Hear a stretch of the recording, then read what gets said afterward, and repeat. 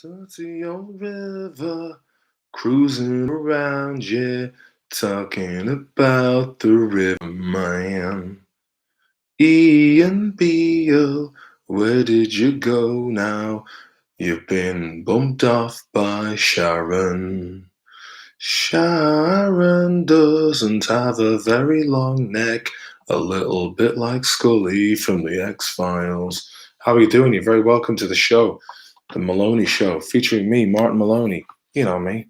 I've been in that TV show about the lads in Ireland, the young offenders from Mayo. How are you all doing? Good to see you. Feeling good, man. I was supposed to do a live stream a couple of hours ago, but one thing led to another, and fuck me. It's been a busy day, man. Been a very busy day. I'll tell you all about it.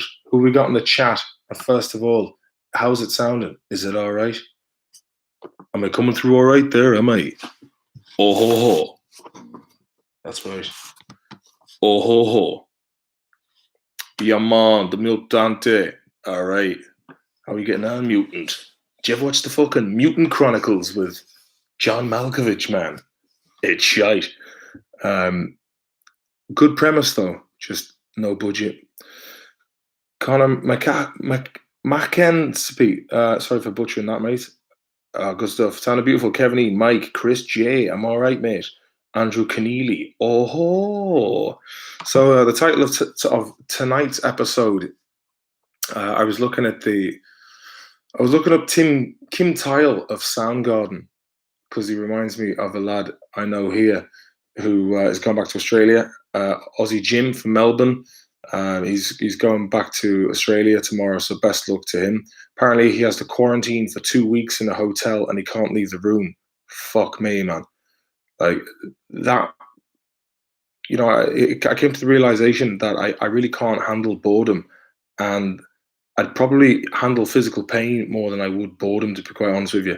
But at the end of the day, according to Meadow and Sopranos, who quoted some philosopher dude, life is a choice between boredom and suffering. Sure, you know me, man. I'll take the suffering over the boredom any given Bunday.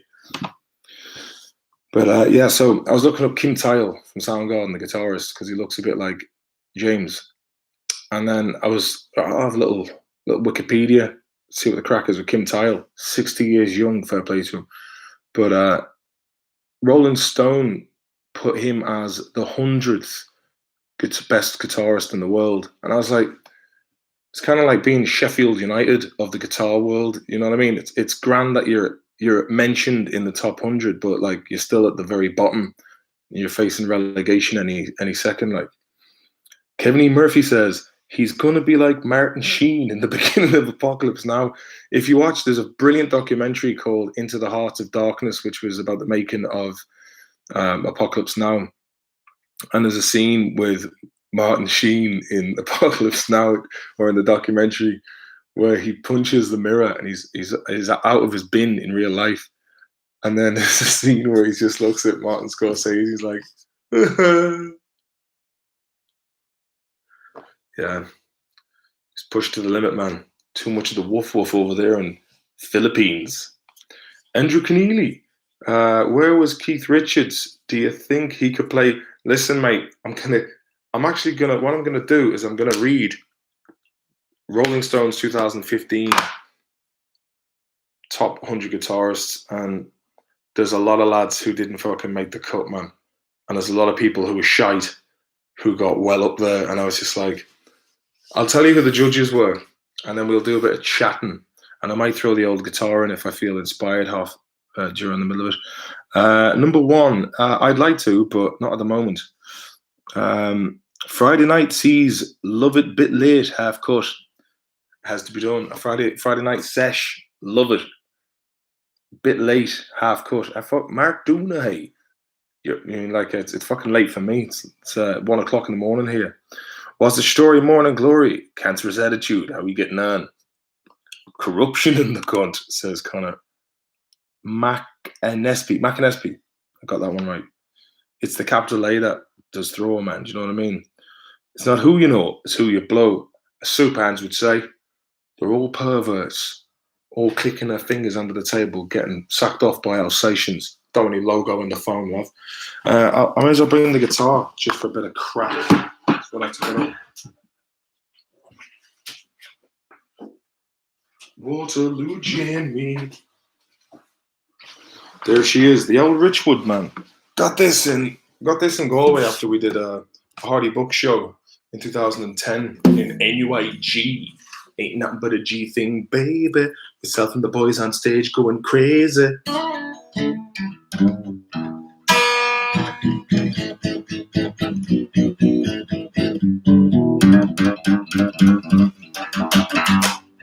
I was doing a bit of strumming earlier on, but nothing noteworthy. Forgotten a lot of tunes. That's not going to work. That might work though. Grand job. Thank God it's Friday. Shawnee, you're welcome as always, brother man. I'm late joining, men. Happy Friday to you all, says Peter Hamrock. No, mate, the party's just started. 5 minutes in. What kind of acoustic is she? It's a Dutch company called Richwood, and this was the artist series. And when I first bought this guitar, it was very beautiful action, very nice playability. Played like warm butter in my fingers. And there's a very nice little inlay here of mother of pearl. It's around the sound hole, and they had a Fishman pickup as standard, but unfortunately it broke, probably from all the traveling I did in the hard cases over the years and been thrown around by baggage attendants. But yeah, it's got a nice little Fishman, and it cost me about €700 back in 2010. But the bridge has come away a few times, so I had to get the bridge redone, and some of the struts inside was damaged. But I took it to Halkins. Old Stevie Classen and the boys, and Marcin helped to fix it up. Looking hairy, Iggy James. Oh, you want to see the flute? She shaved. Nah, sorry, I took it down a bit there, mate. Tell us a story of Owen Colgan and the wino in Galway. Which one's that, Tim? There's many a story. The Wineys, Emperor City after the Roisin Dove. Going to house parties, man. First of all, I think we should anoint the video with the first beverage of the evening. Out in the balcony and running a cool -8. Fucking deserved after the fucking hard week. I had to go to the dentist today. Crown fell out, and I should have went a couple of months ago, but I didn't because I was a lazy fucker, and now it's going to cost me £600 by next Friday. I'm like, cheers, dentist. It wasn't my fault. She was closed because of all the corona bollocks. The wino who was at himself in broad daylight. Oh yeah, apparently Collie was walking across the bridge that goes across Loch Catalta one fine summer's day, and he looked down in the bushes, and it was just there was this kind of like gingery looking middle-aged lad who was a wino around Galway, and he just said he looked down into the bushes. And he'd made a kind of a nice little bed for himself. And he was just tugging away at himself in the undergrowth, in the sun. I mean, like, talk about taking liberties, but also self-acceptance. So fair play to him. As James Blunt would say, ask yourself a question. Where is he now? Any Pink Floyd, Jared Dempsey? Oh, Jared, hey, you know what? I'd throw a bit of Floyd into the mix. Where does Stephen Hawking rank in your top 100 guitarists? I doubt Stephen Hawking would even enter the top 1,000. But he could program some sort of device, but he can't now because he's dead. So, but people could probably bring him back using the power of AI and just upload his theories and then transpose them into some sort of quantum music theory. The solo from Who Are Among the Nettles, Rome is a Ripper. Who Are Among the Nettles? Have a little look at that, mate. Thanks very much. Who Are Above the Nettles, is it? I'll give that a little look. No, I fucked that one up. Among the Nettles, okay. Who are among the nettles?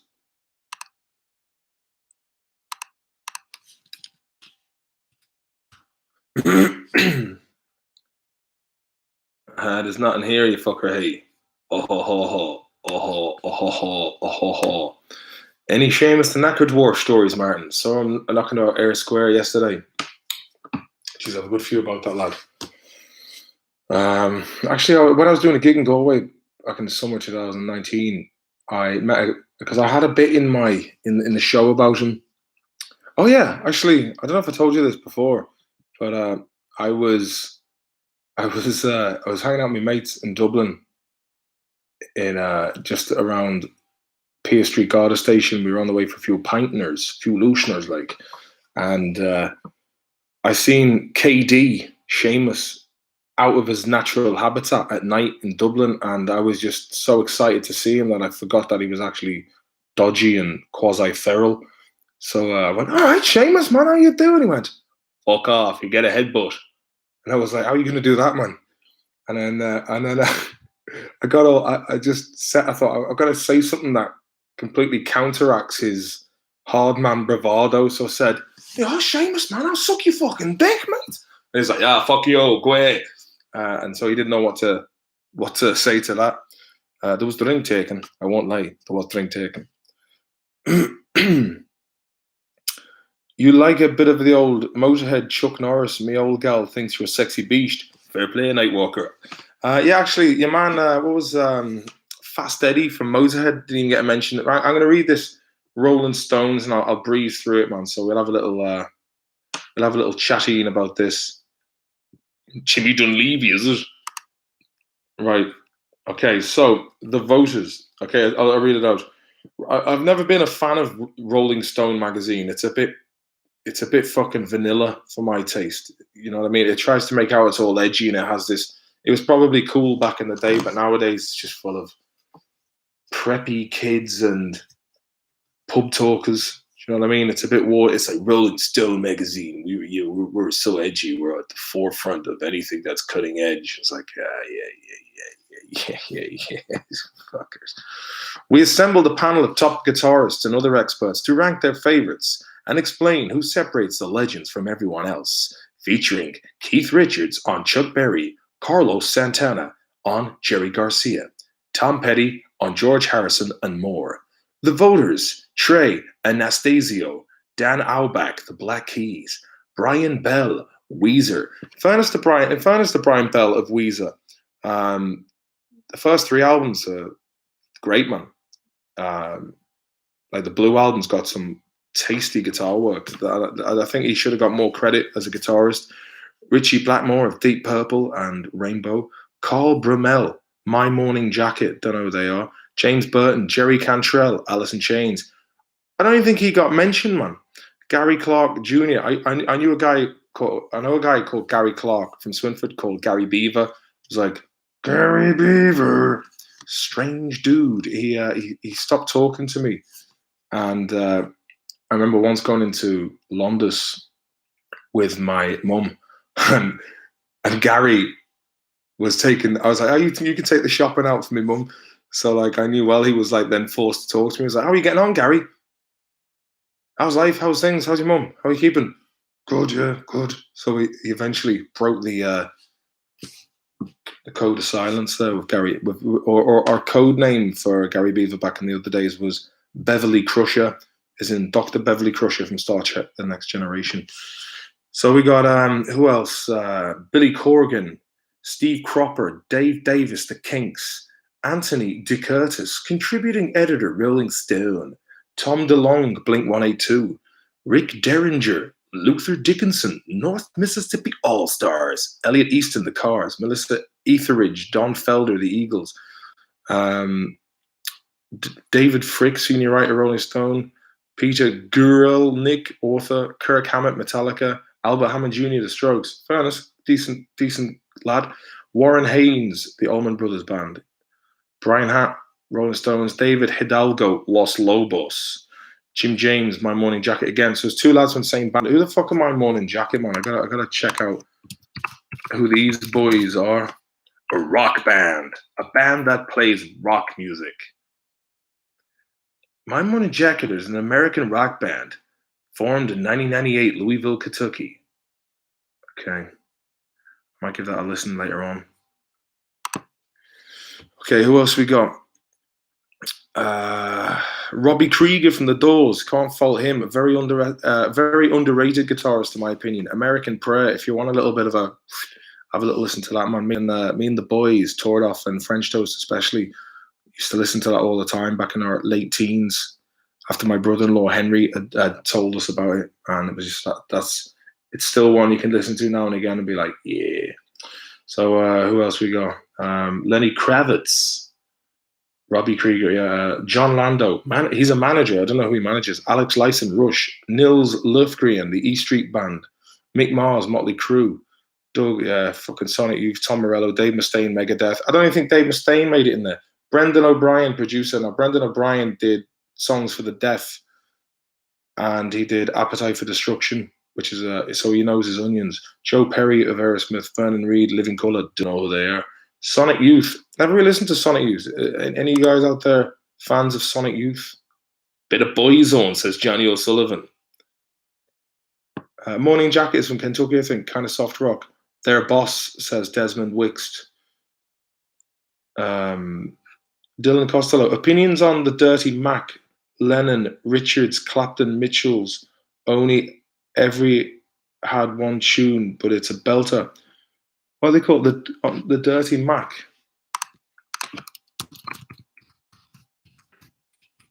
I know as well.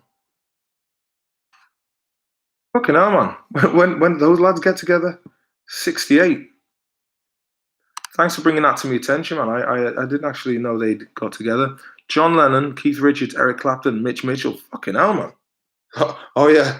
There's it says here, I'm looking at the Swedish one, which is övriga, which means spares or backup. Yoko Ono on a whole lot of Yoko. I'd say that was I'd say the other lads were just like, for fuck's sake, John, do you have to bring Yoko everywhere with you, mate? Oh, John, Yoko, she's playing the bongos later on. Ivory Gitless Field. Okay, so yeah, I'll check them out. Fair play to you. Sonic Youth has that Seattle sound. Opinions on Oasis, Darren Noon. You know what? They're fucking. You cut me, I bleed. Oasis. Clapton, a bad wrong, says Brian. Clapton is off his chops in the Dirty Mac video. I'd say it's a bit of the old do do do do do do do bono when your chonky is gone and you wanna ride on the chonk. Sonic Youth from Massachusetts. Oasis or Blur? Oasis, but I do like Blur as well. Call out my name every time. That's right, Darren. As many hits as Creedence Clearwater had, they were only together 4 years, really. And then it was John Fogerty, then he did a bit of a solo job. Yeah, Creedence were fucking brilliant, man. But I don't even think they didn't get mentioned in this top second. I'll go through it quickly so we can have a little look. So who else is in it? Dave Mustaine, Brendan O'Brien, Joe Perry, Vernon Reid, Robbie Robertson, Rich Robinson, the Black Crowes, Carlos Santana, Kenny Wayne Shepherd, Marnie Stern, Stephen Stills from Crosby, Stills and Nash, that lad. His solo stuff is pretty good. Cherokee and Love the One You With. Good tunes, man. Good tunes. Andy Summers of The Police, Mick Taylor, who's in Rolling Stones, Susan Tedeschi, don't know who that is. View Farcature, don't know who that is. Derek Trucks, Eddie Van Halen, Joe Walsh, Nancy Wilson of Heart. Good old Heart, man. They got a solid or Barracuda. It's a good old touch. Okay, so in at 100, Lindsey Buckingham, Fleetwood Mac's era. Lindsey Buckingham transmuted the folk music of his banjo playing into stadium rock, harmonizing leads, crispy snapping chords. Yeah, grand. Go Your Own Way, Rhiannon. Okay, key tracks. Thurston Moore, Sonic Youth got in there at 99. 98, Alex Lifeson. He was from Rush. Ba-boom, ba-boom, ba-dum, ba-boom. Was it Tom Sawyer? Good song, man. Very proggy if you're into that stuff. Steve Jones of the Sex Pistols. Yeah, he was all right. You know, he was not the greatest technical player, but he made fucking, you know, never mind the bollocks and all that crack, and paved the way for punk for Belgium. Bruce Springsteen, 96. Roger McGuinn, 95. I actually did a song last time I was playing guitar. He was in the Birds, man. He was also doing some stuff with Tom Petty. Peter Buck of REM. Paul Simon. Dimebag Darrell from Pantera gets in at 92. Don't bother thinking about, mate. I'll actually read this bit. One of modern metal's key figures, Dimebag Darrell, founded Pantera with his brother drummer Vinnie Paul Abbott, forging a style that combined brutally precise punk-honed grooves with splatter paint melodic runs. After he was tragically shot by a deranged fan during a show with his band, Damage Plan, 2004, on the anniversary of John Lennon's death, freakishly enough, the tributes rolled in from fans, peers, and forerunners. One of the greatest musicians to grace our world, Black Sabbath's Geezer Butler, said simply, "Rest in peace." Dave Davis of the Kinks apparently had a bit of a falling out with his brother, but now they're living together in a flat in Highgate in London. Fair play to them. Tom Verlaine, Television. I think with Television, an Irish band. You know, I tried getting into them about 15 years ago, and I was like, didn't really do anything. Bonnie Raitt, her dad was a Broadway star, John Raitt, but Bonnie's artistic parents were blues giants like Howlin' Wolf and Mississippi Fred McDowell. Runaway, something to talk about. Carl Perkins, some lad with a fucking bouffant. In the Beatles' early days, George Harrison briefly billed himself as Carl Harrison in honor of his quick-picking hero. Perkins' bright, trebly style with Rockabilly King picked up the blues and plays in Tennessee and defined the singles he put out on Sun Record, Blue Suede Shoes, Glad All Over. He influenced scores of players like Eric Clapton to John Fogerty, and he took country picking into the rock world. Tommy Petty said, "If you want to play 50s rock and roll, you can either play like Chuck Berry or you can play like Carl Perkins." James Hetfield, 87. Jay Mascis of Dinosaur Jr. Seen them like 3 times now. Good crack. Andy Summers of the Police in at 85. Joe Perry of Aerosmith, 84. Eddie Hazel, Funkadelic man. What's his name? George Washington. What's his name? That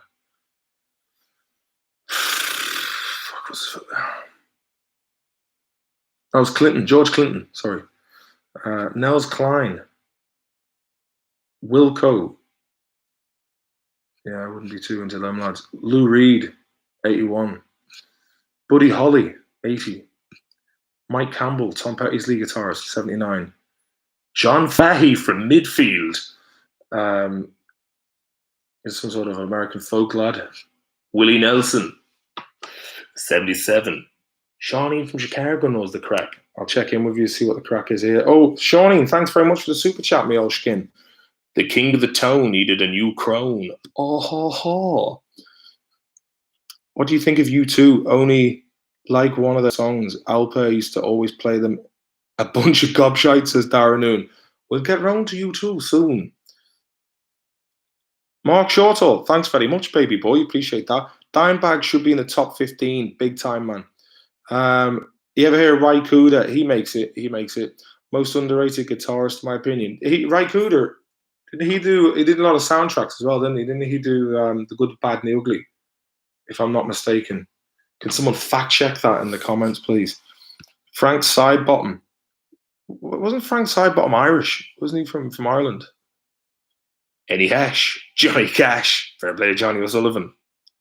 Where's Knopfler? I don't know if Knopfler made it in, but there's some good comments down the bottom later on disputing this list. We'll get a bit of crack out of them. Willie Nelson, 77. Robbie Krieger from The Doors, 76. If that was me, he'd be up in the top 20. Joni Mitchell, great for the old open G tuning. Influenced a lot of Led Zeppelin, especially Led Zeppelin 3. Dirk Dale, he was the lad who did the old Pulp Fiction soundtrack. Did a lot of I'd say he was a mad prick, and he was into the surfing in the 50s, California job. Curtis Cobain made it in at 73. John Frusciante, 72. You know, BBC did one about, I should compare this to the BBC top guitarist, because John Frusciante actually a few years ago made that as, he made it, he was first place, and I was like, fair play, man. John Frusciante fucking getting in 72, I think is absolute bollocks. Look at the amount of Let's see. Six Music, The Axe Factor. Okay, so it was. I don't know who's got the. They got like a top 40, so we'll have a little look at them. But I don't know who the fuck is who. We'll stick to the old Rolling Stones. So John Frusciante, 72, completely fucking nonsensical. He's that far down. 71, Robert Johnson, sold his soul at the crossroads. I remember hearing Eric Clapton talking about it. He's like, yeah, he went down to the crossroads. He sold his soul for rock and roll, and apparently he died. He was poisoned, screaming and yelping. Horrible. Don't want to think about it. Jack White from the White Stripes is ahead of Dimebag Darrell and John Frusciante. Do you ever see that? It Might Get Loud with him, The Edge, and fucking Jimmy Page. And it's like, there might be a fist fight. Of course, there's not going to be a fist fight. It's just going to be them wanking over guitar tech and riffs. Richard Thompson, don't know who that is. Shoot Out the Lights, 1952, Vincent Black Lightning. He's one of rock's most dazzling stylists since his days with Fairport Convention. Yeah, I never heard of him, actually. Rooted in less in blues than in Celtic music, can be breathtaking, but his acoustic picking is just as killer. No one knows how many tears have been shed by players trying to nail 1952 Vincent Black Lightning. John McLaughlin from midfield. Right off, the Noonwood Race. Fucking Dara Noon, is it? Gypsy Jazz, Indian Ragga Techniques. Yeah, I don't know who he is, man. Don't know who he is, unfortunately. T-Bone Walker, blues man. Leslie West. Leslie West, funny enough, is wearing a patch with Doom Crew. Obviously, Black Label Society job. Mississippi Queen, Nantucket Sleigh Ride to Owen Coffin. Slash 65, man. Izzy Stradlin doesn't even get a mention either, and Izzy Stradlin was one of the unsung heroes of guitar. So we got him. Crossroads by Rycooder and Vi, Paul G says. Enrico Marconi, cheers, Mark Shortle. Appreciate that, mate. That was the one. Did the Good, Bad, and Ugly. John O'Sullivan saw Bono play the Jelly Baby down in Bobby Sheepwalks. Bono is one of those types of lads to read a book inside at break time. Fucking weirdo. Kevin LG, 1990, Green Bay Packers job. You should do a joint stream on here with Viper. He was streaming a few days ago. That's up to him, do you know what I mean? But I wouldn't want to steal his fucking spotlight. You know what I mean? I wouldn't want to do that to him. Paul Brady was a weapon on the Open G as well as the side of the pond. Brian Kennedy's very handy on the Open G as well. He was playing, put the message in the box there, and fuck me, he was handy. Rory Gallagher better be, thanks very much, Markeen, for the super chat. Rory Gallagher better be up there. Now, hey, I'll just leave it to I'll leave your indignation to itself. What about Prince? Prince does all right. Brendan Shine, 54, says Dr. David. I don't agree with any of this, the mutant. Nah, mate. That's why I was so outraged that I was like, I'm gonna do a video based on it. The Schlegel boy has entered the chat. Mikey Feline, hey, you're very welcome, Booking. Was Stevie Ray Vaughan mentioned? You'll be happy to know he is. He is indeed. Alan Jennings. Well, lad, I never knew you weren't Irish.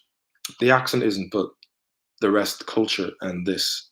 I shouldn't have to explain that to you. The Edge is poo, says, where are we now? TC. Richard Thompson, one of the best guitarists ever. Richard Thompson. I'll have to check out Richard Thompson. Shame I can't fucking share the screen on this, but the computer sounds like it's going to fucking explode. And I kind of need it. I'd be a bit fucked without it. 67, Richard Thompson. Oh yeah, Fairport Convention. Yeah, he was the guy who I just mentioned a few minutes ago. Let me go back to that comment. Richard Thompson, one of the best guitarists. Yeah, I'll check that out, man. Mark Shortle, It Might Get Loud is fucking gas. Yeah, I haven't seen it for David Costello. Edge is a gooch, to be fair. Chris McCaw. Frusciante has been voted the best guitarist of the past 30 years in a BBC poll. The 40-year-old rocker who quit Red Hot Chili Peppers in 2008 bet Slash second place and Muse's Matt Bellamy third. Matt Bellamy doesn't even make it into Rolling Stone, and in fairness, Matt Bellamy, like that riff on Newborn is just out of the fucking ballpark and into the fish tank. Sign the petition, boys. Oh yeah, keep signing that. I think we're up to 1,000 now. So if we can get it going, let's try and get it to 100k for the crack. Owen's going to share it as well. He said, I was talking to him today. He was in good form. Nice to catch up with him. I said I'd do a video with him, but I'm going to have to figure out how to use StreamYard and then maybe do some live chats with Owen and do the screen share and all that crack. Sobby Hazelhoff, you're welcome. Rock and Roll Part 2 has a very simple but catchy guitar sound. Wonder what ever happened to that guy. Yeah, make you wonder. I like the way they Gary Glitter's song got into the Joker and everyone started like playing it again. They're like, I know he's a nonce, but the song is catchy and it was in the Joker, a film about cultural subversion. Jared Dempsey, throw the coin to the PayPal link he pinned, boyos. Think YouTube take 30% of the money you donate. Fair play to you, Jared. That is true. They're fucking robbing bastards, man. They get their adverts and they get people's time. As Eric Clapton would say, don't want to think about it. Petition is edging towards 1,000. Good stuff, Jade. Appreciate all of that, and spread the word, man. Spread the word like Nutella. Mick Taylor should be in there just for Can You Hear Me Knocking? Yeah, he is, mate. He is. You'll be happy enough with him. Occam's Brews, thank you very much. Get Gina Carano onto book series 5. It only occurred to me earlier on. I was thinking about Gina Carano. I was like, imagine how class it would be to go out with a woman like that. First of all, her body work is immaculate. She's unreal looking. She's spicy, and she's a thinking person's woman. And I would. And she kicked the fuck out of most of these little wankers who were trying to cancel her. It's a shame that she didn't just clock the head of Disney. I just think shit's getting out of hand with all this political nonsense, man. It's like the Democrats have won the election, yeah, and now it's like, yeah, we're gonna fucking and it's just like the idea of completely maligning an entire swathe of people.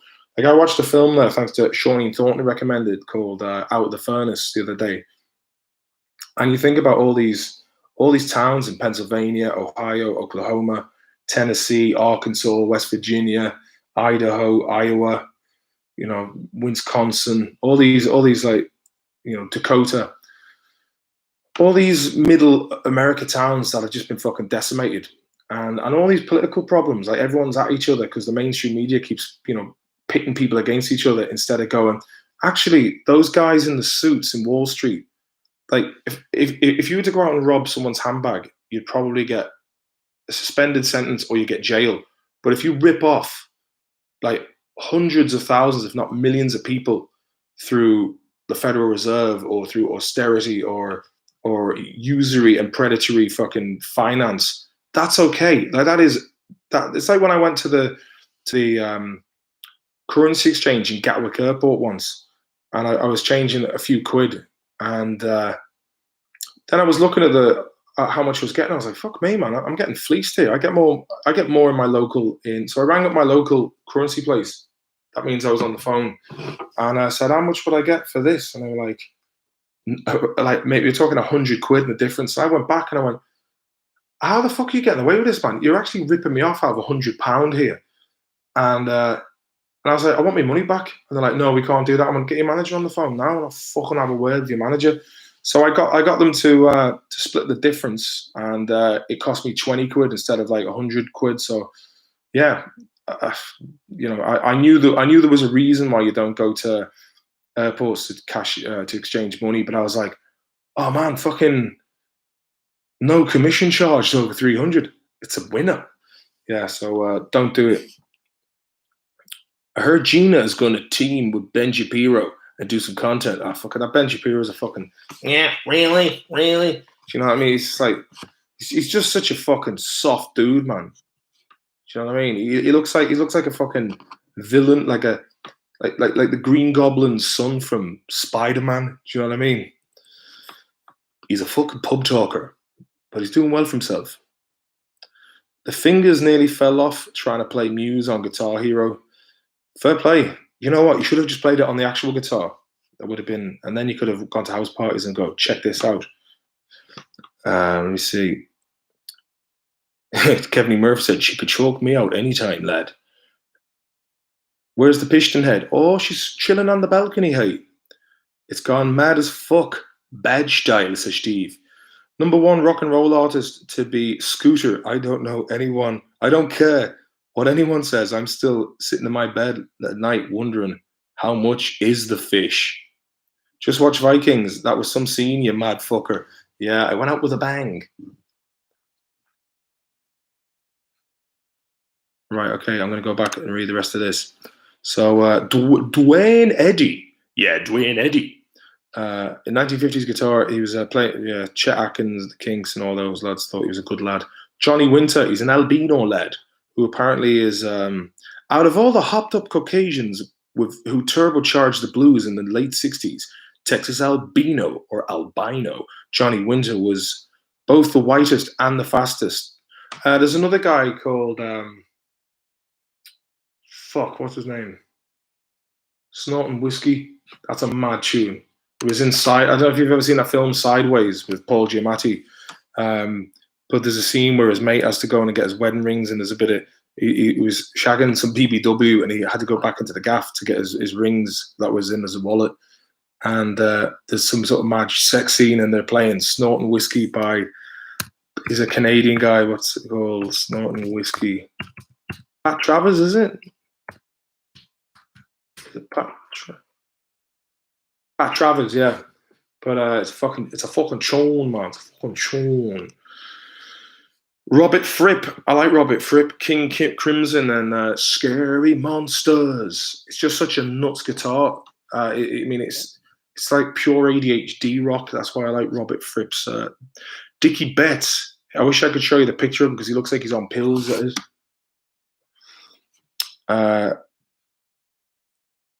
Allman Brothers, 3 years I played. Ron Ashton, he played in Iggy Pop and the Stooges, was it?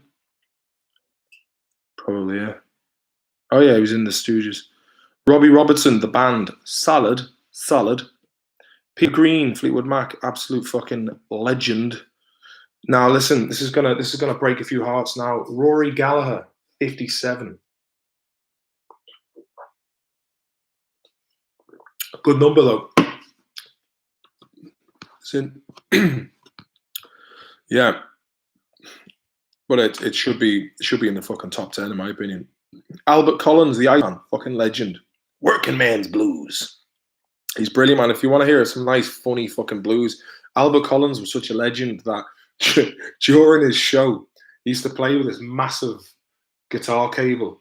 And what he would do is he'd just be like playing some sort of blues solo, and he'd walk out through the crowd, yeah, and he'd be playing the guitar, and he'd go next door.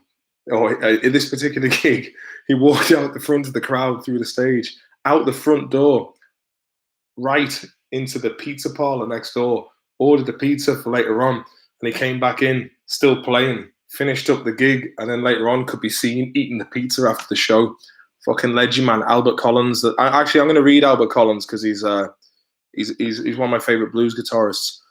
In 1968, Jimi Hendrix talked about his love for Houston blues luminary who wasn't known outside the region. There's one cat I'm still trying to get across to people. He's really good. One of the best guitarists in the world. Albert Collins, who died of lung cancer in 1993, played with his thumb and forefinger instead of a pick to put his muscular snap into his piercing trebly solos. His fluid, inventive playing influenced Hendrix, sometimes overtly. Jimmy liked Collins' sustain in the song Collins Shuffle, so much that he used it on Voodoo Child. Well, I'll be. He gave up music for a few years and became Neil Diamond's handyman. So he was just like doing jobs around the gaff for Neil Diamond, believe it or not. So that's Albert Collins, the Iceman. So let me see. Sobby Hasselhoff, I'd like Gina Carano to choke me out, then interfere with me while I was trying to regain consciousness. Let me see. I'd roll a stone on them lads, said Markin Shortall. I'd motorboat Gina till my face turned blue, said Shawnee. Is Steven Seagal on the list? Steven Seagal, man. Mojo Priest. You know what?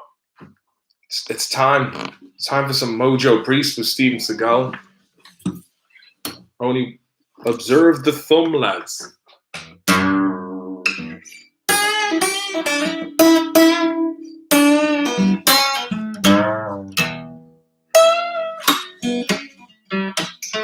Shit, my mojo is gone. Mojo Priest is a blues man. Yankee dollar, patriotic, on deadly ground. Nico, he's a Buddhist with a Russian passport.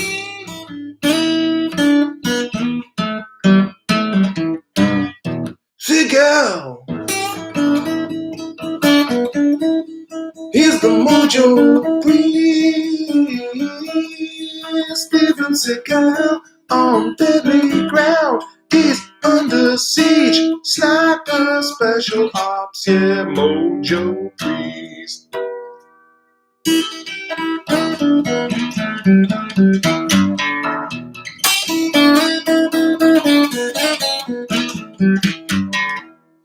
Yep, there you go. It was a little touch there of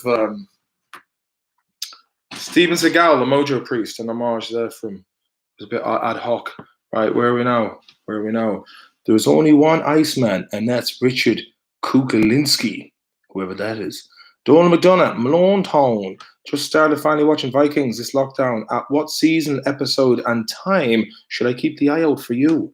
The very last scene of Series 5, Part 2, and the very first episode of Series 6, Part 1. They wasted an opportunity with this man here, hey. If only got in the fucking door sooner. Davin Costello, chatting to the bird on Tinder, and got her back to the gaff. Turned out she had the COVID. Worst thing was, I couldn't blow the plums. Pulled a Jurgen flop. Irish, you should have done it anyway, man. Sinews O'Connor for all three. No, but I love the docs about. Oh, sorry, I missed it. Yeah. So let me see. Albert Collins, 56. John Lennon. Oh, when Rolling Stones founder John S. Wenner asked John Lennon how he rated himself as a guitarist, John replied, "I'm not technically good, but I can make it fucking howl and move. I was rhythm guitarist. It's an important job. I can make a band drive. It is, and he did. Lennon was the best. Was the Beatles, Sparkplug, and Bloodletter." Often adding rawness to pristine pop songs. Listen to the airborne strums in Power Help, the circular riffage of Day Tripper, and the deceptively sloppy ballad of John and Yoko, where the George Harrison Away on Holiday. Lennon turned rudimentary lead and rhythm lines into sharp-toothed magic. He was also capable of generating a truly ferocious tone in the live promo clip for Revolution. Lennon makes his hollow body Epiphone Casino screech like a very angry lawnmower. Still, he didn't get this due to as a guitarist in the Beatles' heyday. They called George the invisible singer. Lennon said, "I'm the invisible guitar player." Fair enough. Every day's a school day. Joe Walsh.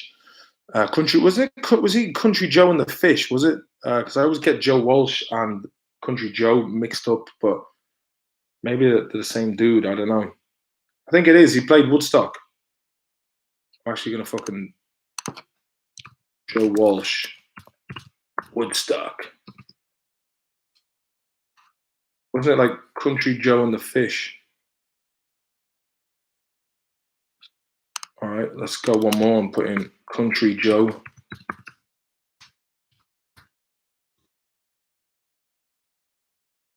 Well, I'll just put in fucking Country Joe Walsh then, if that's the way you want to be about it.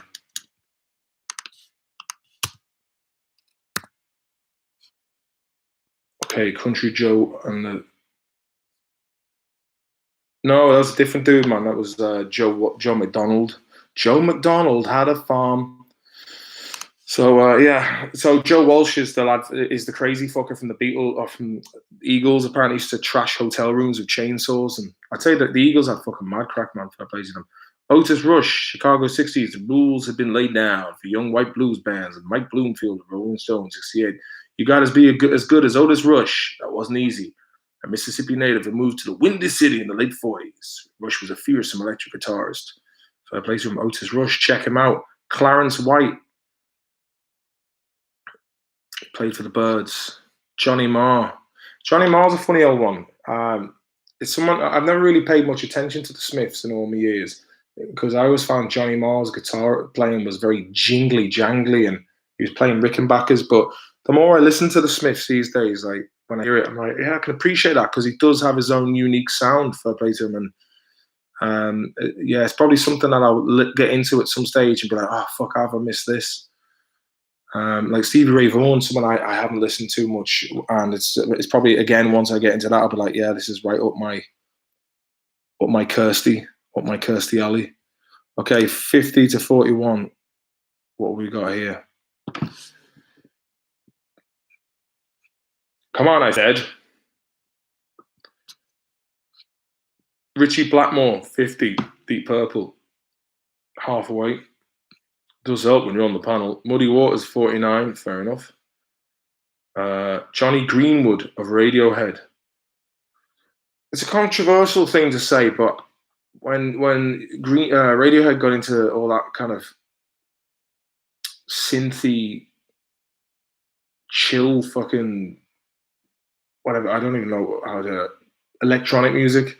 It's just kind of like a bit boring, you know, in my opinion. A lot of people are like, "How could you say this?" But I saw them a couple of years ago after seeing Slain and Guns N' Roses. I saw them over here. Yeah, and I was just like, fuck me. I actually got so bored during the gig. Like, I wanted them to play the stuff off the earlier albums, didn't do that much. And it was just, I was looking at this crowd of thousands of Swedes, man, just motionless, no crack. And I got so bored. And as I said at the beginning of the stream, I don't deal with boredom very easily. And I wanted to be able to just like have my soul leave my body for a bit and just fuck off and float around and then come back in when the gig was over. So that was the crack there, La. That was the crack there. Let me see, I'll keep cracking on. 47, Stephen Stills. He's good, man. Even Hendrix, yeah, it says here. Hendrix was a close friend of Stephen Stills. Apparently they used to just go out and just play all the time in small bars and just rack up the chops. Jerry Garcia, Grateful Dead, isn't it? Yeah, Grateful, yeah. Good. Link Ray. Wasn't he some fucking surf dude as well? Mark Knopfler, 44. Hubert Sumlin. I love Hubert Sumlin, Jimmy Page has said. He always played the right thing at the right time. So fair play. The right thing at the right time. Well, he was in the right place, wasn't he? Mike Bloomfield. He didn't get a chance to expand the mission of his soul, but the few albums he played on, those are enough. Carlos Santana. Died of a drug overdose at 37. Bad old doing, man. Bloomfield helped Bob Dylan go electric with his work on Highway 61 Revisited. Those Bloom. Yeah, that'd be interesting to have a listen to that. Fair play to God rest him. Mick Ronson, Bowie's guitarist, fucking great guitarist, man, was Mick Ronson. If you ever get to listen to David Bowie live in Santa Monica, solid, mate. Great album. Tom Morello, Rage Against the Machine, 40. He reimagined the rock guitar for the post-hip-hop world in the 1990s. Steve Cropper. Green Onion. Oh, Booker T and the MGs, yeah. 38, The Edge. A lot had already been said about the guitar by the time The Edge picked it up. His secret is that he taught himself to play. That's why he is so unique. He's got such an innovative mind. Every U2 album that I've been involved in has had a new sound from the edge. There is not a lot of strumming in his playing. He's very much a servant to the melody. He focuses on the interplay between his guitar and Bono's vocals. The Edge is a scientist and a poet by night. He's always got a little rig at home.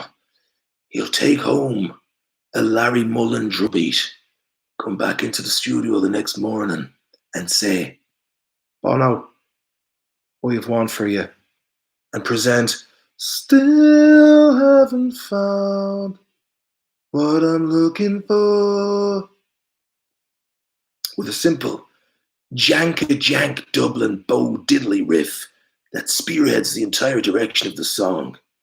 He's dedicated to note taking. He and his guitar tech, Dallas Shue, document every detail of his sound. What pedals, what pickup he used, anything he thinks might be of use. There's a breakdown about 2/3 of the way through Mysterious Ways. Before the song goes into symphonics, that for me is up there with the greatest James Brown guitar parts or one of the best horn lines ever played by the Tower of Power. It's not really a riff, it's a moment. It brings me to tears when I hear it. Daniel Lanois.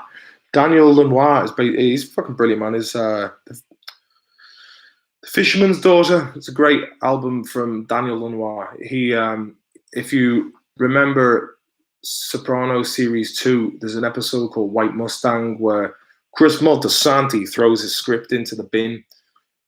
That song was done by Daniel Lanois, and he also did Wrecking Ball with Emmylou Harris, and it's a great album as well. I think he did a lot of stuff with RTE and U2, but he's fucking brilliant, man, for plays with him. Mick Taylor, in at 37 for all you country fans and Rolling Stone merchants.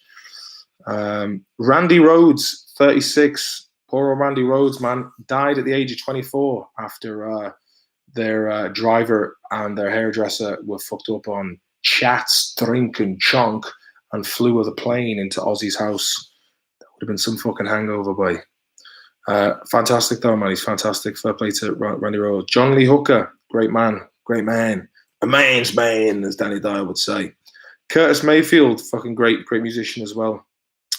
Move on up and all that. Apparently, he fired Jimi Hendrix from his band because Jimi Hendrix was showing him up. Bad doing, man. Prince, 33. Yeah, solid Prince, solid dude. Billy Gibbons from ZZ Top, 32. I think he should have been up a bit further, as do I think so with Prince. Ry Cooder is in at 31. I'll read this because we spoke about it. He once likened his guitar playing to a sublime amalgam of American folk and blues, Hawaiian slack key guitar, the Tex-Mex zest of conjunto, and the regal sensuality of Afro-Cuban sun, as some kind of steam device gone out of control.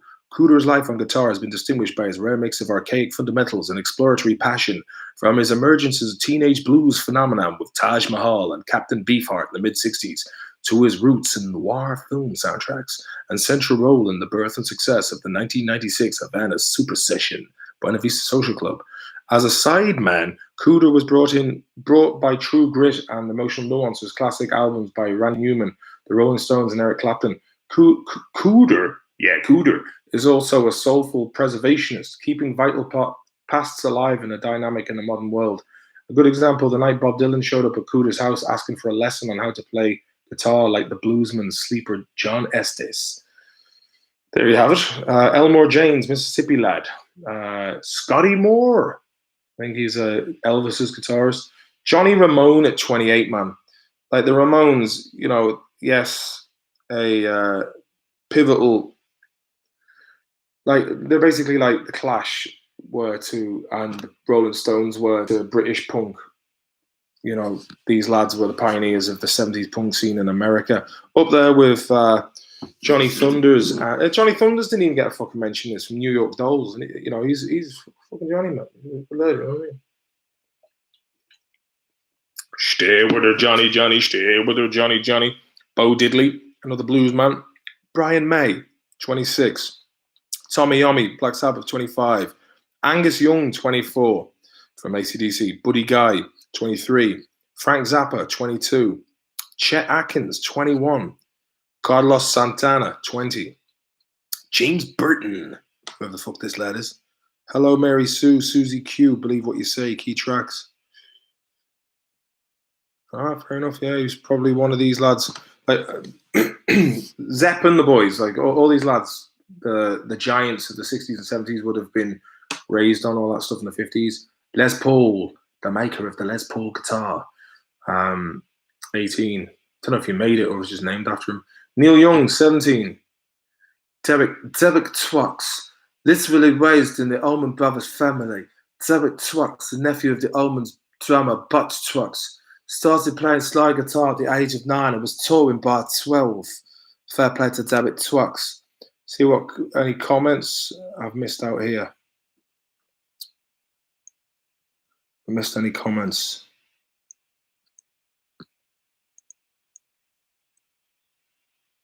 Sure did, Sean, on the birthday. Yeah, hey, good crack. Richie Kavanagh had the voice of an angel at the face like a cold arse, though. Radio is for sad boys. Radiohead is for sad boys, said Andrew Keneally. Johnny Greenwood has some very good moments in fairness. Oh, he does, Mark. Yeah, but it was just when it got all electric, it was a bit fucking boring, like, you know what I mean? Steve Cropper is Roy's owl lad. Yeah, Roy from Coronation Street. What was it? A set of Coronation Street haunted by Haley's cock was a Daily Sport headline. I'd love to fucking write articles for the Daily Sport, man. That'd be, you know, Gordon Ramsay's sex dwarf eaten by badgers. Is it official? Not all Irish hate you too. Oh man, there's a lot of them who fucking love it. Imma Sim, Lonely's Digest, have me on, and I'd keep you right. How do I get you on, Imma Sim?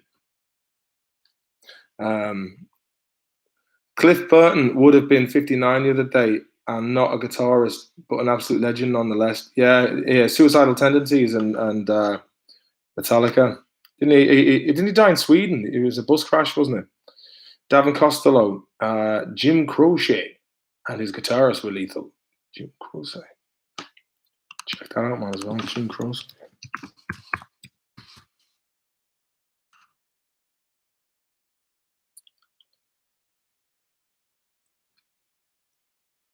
Jeez, he died at age 30. Folk, soft rock. Jeez, he looked old-fashioned enough for a man of pre-30. Bit of a Frank Zappa vibe to him.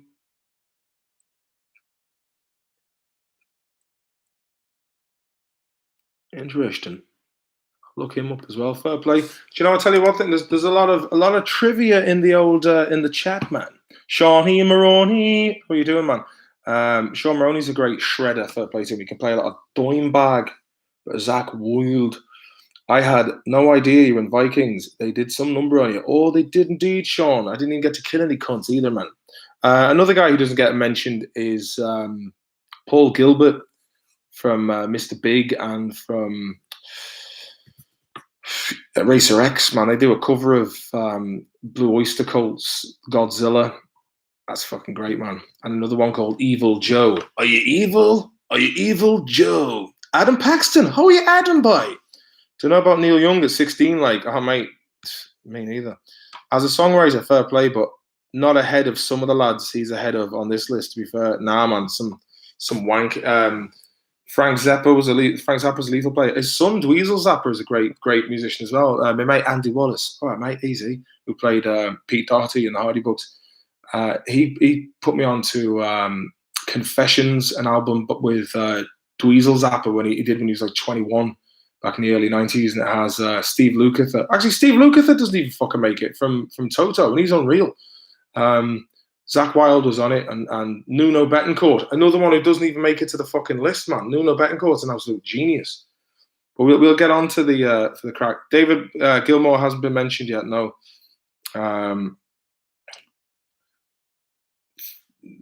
Someone says, fuck off, Neil Young is unreal. Yeah, but as a guitarist, his technical skills, you know, aren't like fucking Eddie Van Halen levels. Moon Unit Zappers after you. If not, he should be. Gilmore had the fucking best tone. Oh, man. He fucking, it was it high watt and Fenders, and I don't know what his pedals were like, but yeah, his tone was beautiful. That the solo in the Fletcher Memorial Home, man, is you know, you can, you know, I could leave that there and it's still ringing out days later. Is Guthrie Govan on here? I don't think so, Adam. Oh, Graham Russell, how are you, mate? You're all right. Nice to hear from you. You're all right. How are you, Martin? Are you wearing slip-on loafers tonight? Spinning the toes, mate. Spinning the toes. In a sim, but the whole point of Neil Young is field tone warmth over raw skill. I know, yeah, I know. Look, I mean, I think look, like Roland's, like there's another one I bought in 2005, which is I think it's back in Mayo. It's a book that I used to always carry it around in the guitar case, so I'd be like, just fucking take it out and read trivia about like their top 100 guitarists. But there was a lot. Rory Gallagher made it to 81 in that, which was a fucking shambles. But what was I going to say? Fuck, it'll come back to me. Sean Maroney, Steve Lukather, Alan Holdsworth. Is he the lad who used to work in the supermarket in Coronation Street? Steve Lukather isn't on it. From Rolling Stone. Oh yeah, Rolling Stone, mate. Yeah, or something. The reason why every cunt who works there loves Elvis Costello because they all look like him. Actually, I don't think Elvis Costello is on this either. Actually, yeah, but Rolling Stone, Sean, you know the crack yourself, mate. It's just, you know, it's a certain kind of high fidelity John Cusack, Jack Black merchant who works for the Rolling Stones. They're lads who never had to suffer. Do you know what I mean? They all had their education nicely fucking chamfered up and went to fancy schools and got nice jobs in journalism and sit round in tidy offices with air conditioning units and nice views of water.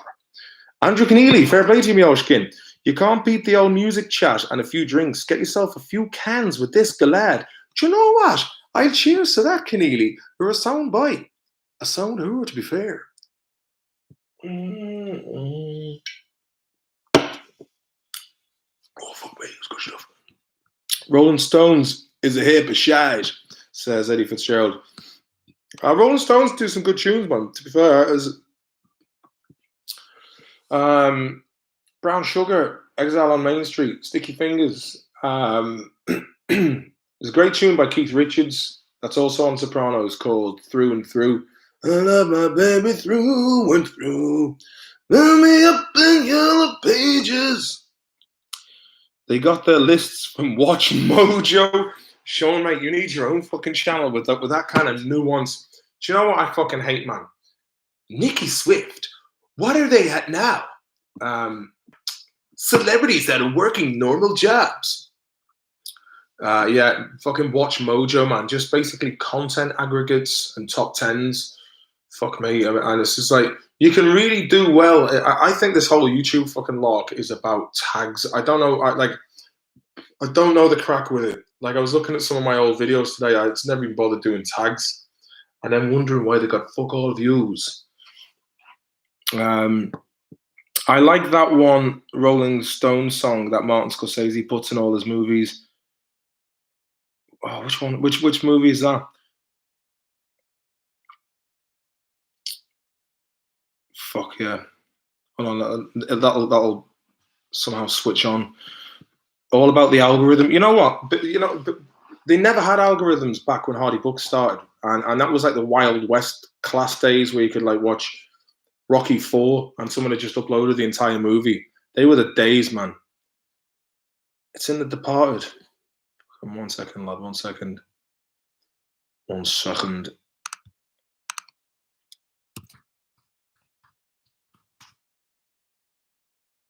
Is it?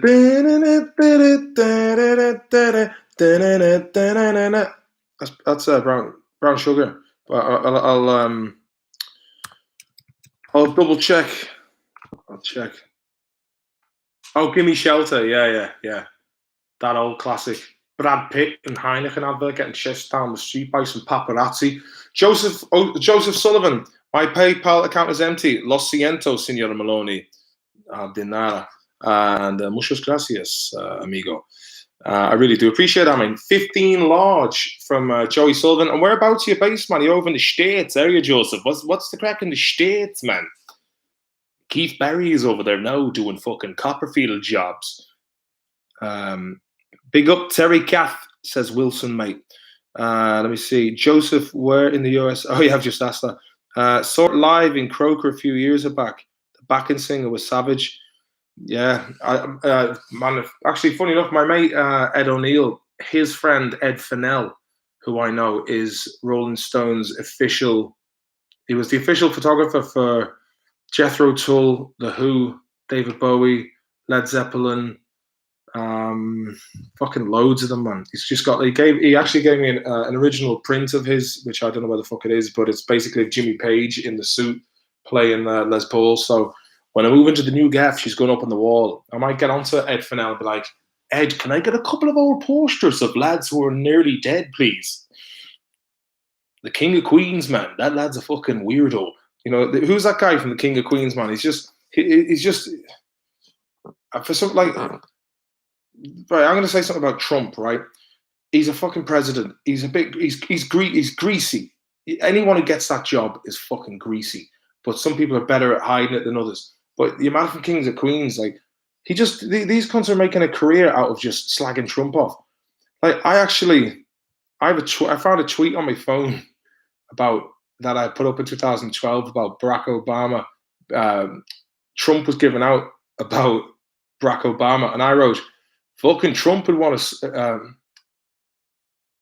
You know what? I'll find it because I thought it was funny. But like, man, I was taking the piss out of Trump while it was trendy. But you got all these fucking lads who were just. I mean, I just don't get it. It's so weird, man. It's like a cult. Thanks, Emma Sim. Neil Young is unreal. His proper feel comes out on top of wank boy shredding skill. But that's debatable now.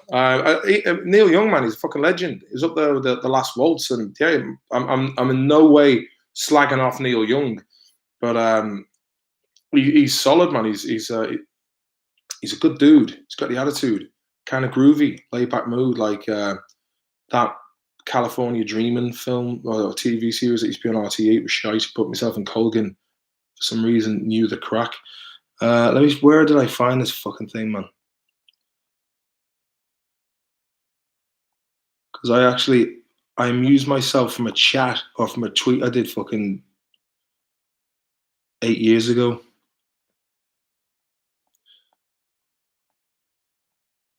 Bear with me now, Lars. Bear with me. Nothing worse than dead air. Oh ho ho ho ho ho. Please let me find this because it was it'll prove how I was slagging him off when it was trendy or before it was trendy.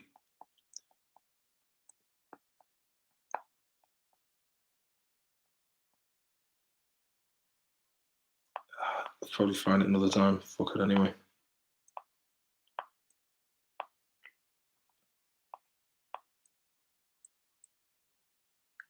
Yeah, and even before, like this is my WhatsApp thing for years. It's like I did that all business all the time. I was like, man, did that fucking 2014, and then everyone jumps on the. Like I always thought he was a tacky bastard, man. Do you know what I mean? He's like, you're fired, and you'd have like, just like, you know, Brett Michaels and the Celebrity Apprentice, fucking, and then I did the Celebrity Apprentice stuff in Ireland, and I was just like, God, this is fucking shite crack.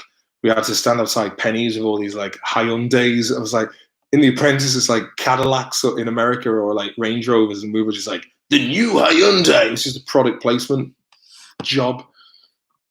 Let me see, where am I now? Patton Oswalt is a fat little dwarf. Who is Patton Oswalt? Isn't he an actor or something? I always get him mixed up with Oliver Platt. I always get those two mixed up. Chuck Schuldiner, is that his name? Yeah, he's always like that, you know what I'm saying? Yeah, I'm like a real ass dude, man. I'm a hard talker. I just find that like when people get too into politics and make it personal, there's something a bit weird going on. Like there's this dude on Twitter called Brooklyn Dad. He kind of looks a bit like me, but maybe like a Hispanic version. But he's just become famous from slagging off a politician. He's low hanging fruit, man. Like the guy's a fucking narcissist. He's the embodiment. Like I remember when I was in Las Vegas after a fucking serious piss up in 2011, and I felt really doomed out of it. And I was like, oh god, this, everyone was just out to do you. And right in the middle of the desert, this big golden Trump tower, and I just looked at it and went, oh fuck, I want to get out of this bloody place, man. It's a shithole. So yeah. So basically, that's where but that tweet was something like, Trump's criticized, saying Obama's policies are backward. He'd want to check his fucking hair because that's backwards or something. Yeah. Pink Floyd, Dogs. There's a few tasty old solos in there for you. Oh ho ho. Emerson, where are you now? The Animals album is probably Pink Floyd's best. Do you know what? I never listened to that. I was always a Dark Side of the Moon or the Wish You Were Here. I've got a bicycle, I cruise round all day. And The Wall as well. Wall's a bit fucking mental. Dark Side of the Moon, man. That's the bee's knees for me, that is.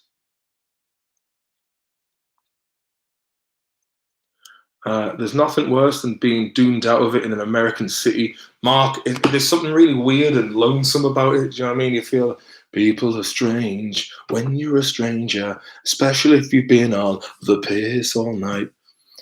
Patton Oswalt is just funny looking. Was watching some old Reno 911 when he was kind of funny. Just a whiny wee biatch boy. Actually, I was watching a few clips of Reno 911 tonight, funny enough. Tak Galifianakis was in it shooting at UFOs. Worth a watch. Echoes is a lethal tune. Yeah, it's a good old tune. Fair play to Owen. Them Yanks can't handle the sesh. Oh, if you ever watch your man All Gas No Brakes, you'll see a couple of fucking sesh monsters in that. That one where he's in Las Vegas is fucking hilarious, man. Best Pink Floyd album is Meddle, says Andrew Keneally. What about The Division Bell? Who know who Joel O'Keefe is, Martin? You know who Joel O'Keefe is? Maybe. Loads of comedians got their starts on that show. Danny DeVito job. Fair enough. Right, let's back to this fucking greatest jobs job. I was told about Zabit Twax, literally based in the Allman Brothers family. Zabit Twax, the nephew of the Allmans drummer Butch Twax, started playing slide guitar at age 9 and was touring by 12. But Twax's precociousness was charged with an explorer's favour. When he stepped into the late Dwayne Allman slide guitar spot in the Allman Brothers band in 1999 at age 20, Tarek's soloing exploded into thrilling directions, managing to incorporate Delta blues, hard bop jazz, and the vocal ecstasies of Southern black gospel and Indian raga, modality, and rhythms. Now, Freddie King.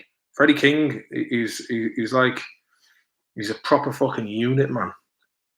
David Gilmour, 14. As producer and songwriter, Pink Floyd's David Gilmour is drawn to floating, dreamy. Why isn't David Bowie on this? Sorry, but when he picks up his black Stratocaster to play a solo, an entirely different sensibility takes over. I wanted a bright, powerful lead guitar tone that would basically rip your face off. He says he was fiery blues-based soloist in the band that hardly ever played the blues. His sprawling, elegant, relentlessly melodic solos were bracing as a wake-up call, as those alarm clocks on Dark Side of the Moon. But Gilmour was also adept at drowning avant-garde improv, as seen in Floyd's Live at Pompeii days, and could be an unexpectedly funky rhythm guitarist. From the slinky riff to Have a Cigar to chic-like flourishes on Another Brick in the Wall, Part 2. His pioneering use of echo and other effects, initially inspired by the original Floyd guitarist Syd Barrett, culminate with his precision use of delay on Run Like Hell, which directly anticipates the Edge's signature sounds. Man, these people, like Rolling Stone loves U2, man. It's real. I know, like for me, when I was a teenager, I loved U2. And then I went to see them at Slane, and Bono's dad had died the week before. And I just remember looking at Bono had big fucking screens in the back with his, recently deceased dad. It was the fucking pub talk that was coming out of his mouth. And he was like, look at us all here in this bigger field, in this greater land. And as an 18-year-old looking up at Bono and Slane, I was like, God, what the fuck is he on about, man? And then I met him a year later when I was 19 with an Australian mate of mine called Jay Petrowan, who's half Indonesian and half Australian from Newcastle. And he was a fucking amazing guitarist. He was 22 at the time, and we were looking for a gig for him around Temple Bar. So we just so happened to be walking past the back of the Clarence Hotel. And I went, yeah, we'll go in and see if Bono's in, completely thinking that there's not a chance Bono was going to be in there. And sure enough, Bono was in there. And like, he was fucking built. He's wearing this like cool green leather jacket. It was well faded, like one of those little bucket hats and those orange shades. And I was like, there he is, man, go up and speak to him. He's like, I haven't fucking gone near him. I was like, fine, I'll do it. So I tapped him on the shoulder and he turned around and I went, sorry, Bono. And he went, yeah. And I said, we're looking for a gig around town. Do you reckon you can help us out? And he's like, you guys any good? And I went, and Jay's like, oh, yeah. And he goes, what kind of stuff do you play? And he goes, blues, folk, rock, pop. And he goes, where are you guys from? I said, I'm from Mayo and Liverpool. And he goes, that's a troublesome combination. Because apparently, years ago when U2 was starting off, they went down to Ballina and lads were throwing bottles at them on stage. But at Liverpool, as you know, it's a bit rough. But then he goes to Jay, he goes, what about yourself? Where are you from? He goes, I'm from Newcastle, Australia, and Bali. And he goes, Bali. I was there last week. Great smell out of the place. And the two of us just looked at each other and were like, yeah. And he goes, look, guys, drop in a demo to the desk and I'll give it a listen. So I remember Jay went to one of his mates' gaff in Ranelagh and was recording this demo all night. And a few weeks later, I said to Jay, I said, did Bono ever get back to you? Nah, mate, fucking waste of time. But in fairness, he was sound. I remember when I met him, fucking heart was pounding. I was like, fuck, it's Bono. I didn't get out much those days, mate. It was only 18. You were on the scene. But in fairness to Bono, all credit where it's due. He had time for us. You know, he wasn't up his own hole or anything. Let me see. Airborne. They're an Aussie band, man. They're solid, actually. Airborne, fair play to them. Sid Barrett had the Madcap Laughs. That's a class album, in fairness. His signature bar chords and use of distortion. Who's this, Sean? Post Malone will be in the top 10 or something. No, he's not. Acid would make you think twice, eh? Wasn't there a story about Sid Barrett? He rubbed a whole load of acid into this Brill cream or something, and the acid was black. So he rubbed it into his scalp to get a buzz off it. And then as he was playing the gig and he was underneath the spotlights, he started sweating. And all this like black liquid just started going like this, running down his face. And apparently all these like tripping out women in the crowd started going, freaking out. Old Sid had a great time for a pleasure. The Madcap Laughs guitar work reminds me of Narendra Lades by John Frusciante, class. Adam Paxton knows the crack, man. He's got a nuanced touch. Okay, 14, Gilmore. Albert King, 13. Stevie Ray Vaughan at 12. George Allison, 11. Noel Gallagher didn't even get into this either. Pete Townsend, 10. Dwayne Allman, 9. Dwayne Allman looks like myself when I was that age. Eddie Van Halen, 8. Chuck Berry, 7.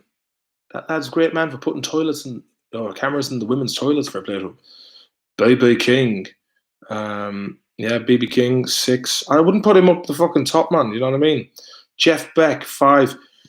Jeff Beck, I mean, like, I don't know if I put him at 5th place, man. He was very. I remember reading about. I think it was either Hammer of the Gods or Stairway to Heaven, the book by Richard Cole, the tour manager, about Jeff Beck.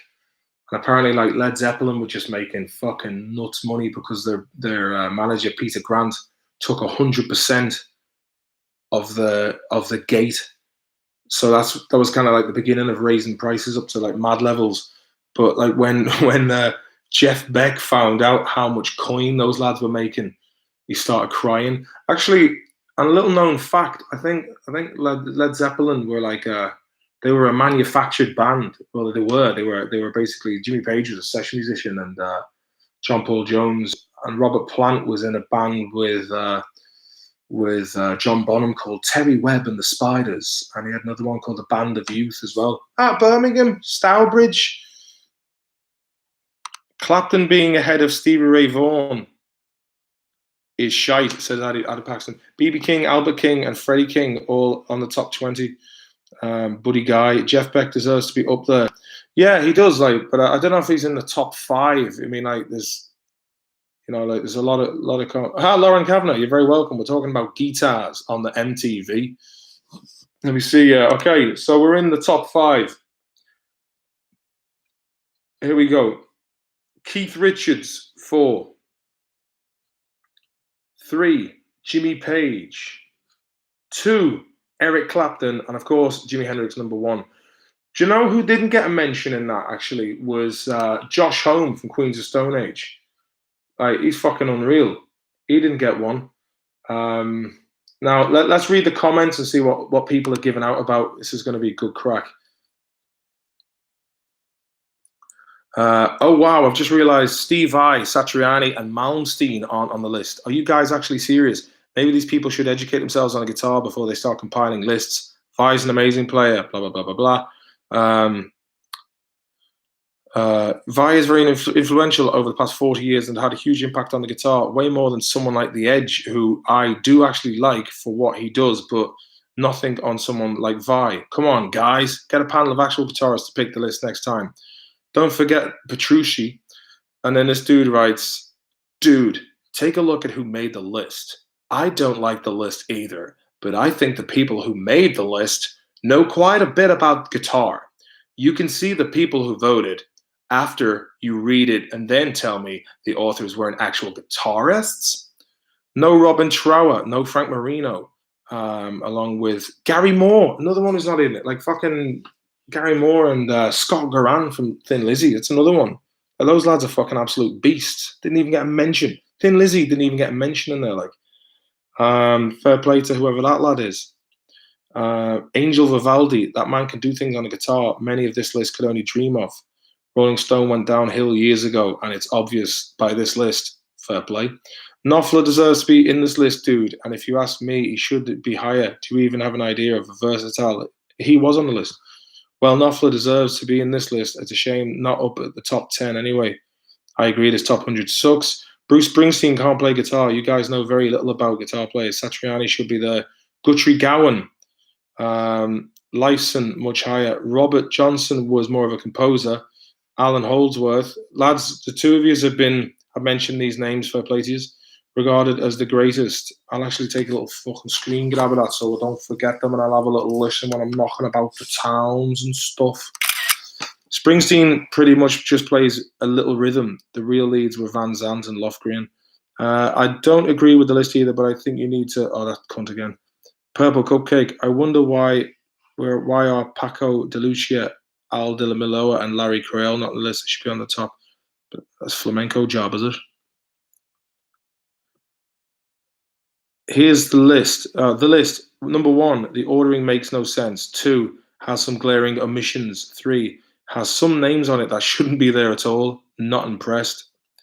Terry Kath from Chicago. He isn't in the top 5, but Keith Richards is. Now, Keith is not a bad guitarist by any stretch of the imagination. Top 15 for sure. Maybe top 10. Also, Buddy Guy should be somewhere in the top 3 if Richards is so high up. Yeah, there you have it, lads. Michael Schenker, the Scorpions. Not a big fan of those lads. Joe Bonamassa is playing with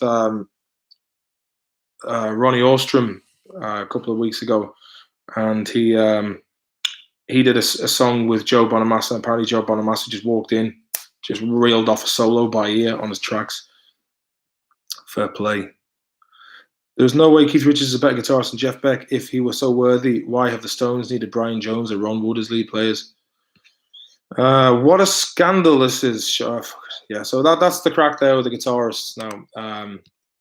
We got 10 beans. Who's the... Sophie, thanks very much. All credit too. Thank you very much, Sophie. Appreciate that. Buckethead should have been on there. Buckethead, yeah. I never really listened to much. I know he did a lot of stuff with Guns N' Roses. I have to say, man, like the Guns N' Roses 90s stuff, like Chinese Democracy. Just fucking way too late, man. And even if it had have came out at the time, still probably wouldn't have been into it, to be honest with you. Just wouldn't have been into it. You had like Bumblefoot and all those lads and Johnny Five.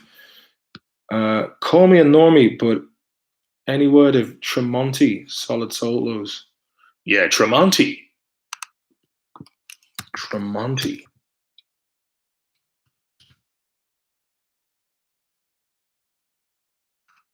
Your man from Tool, what's his name?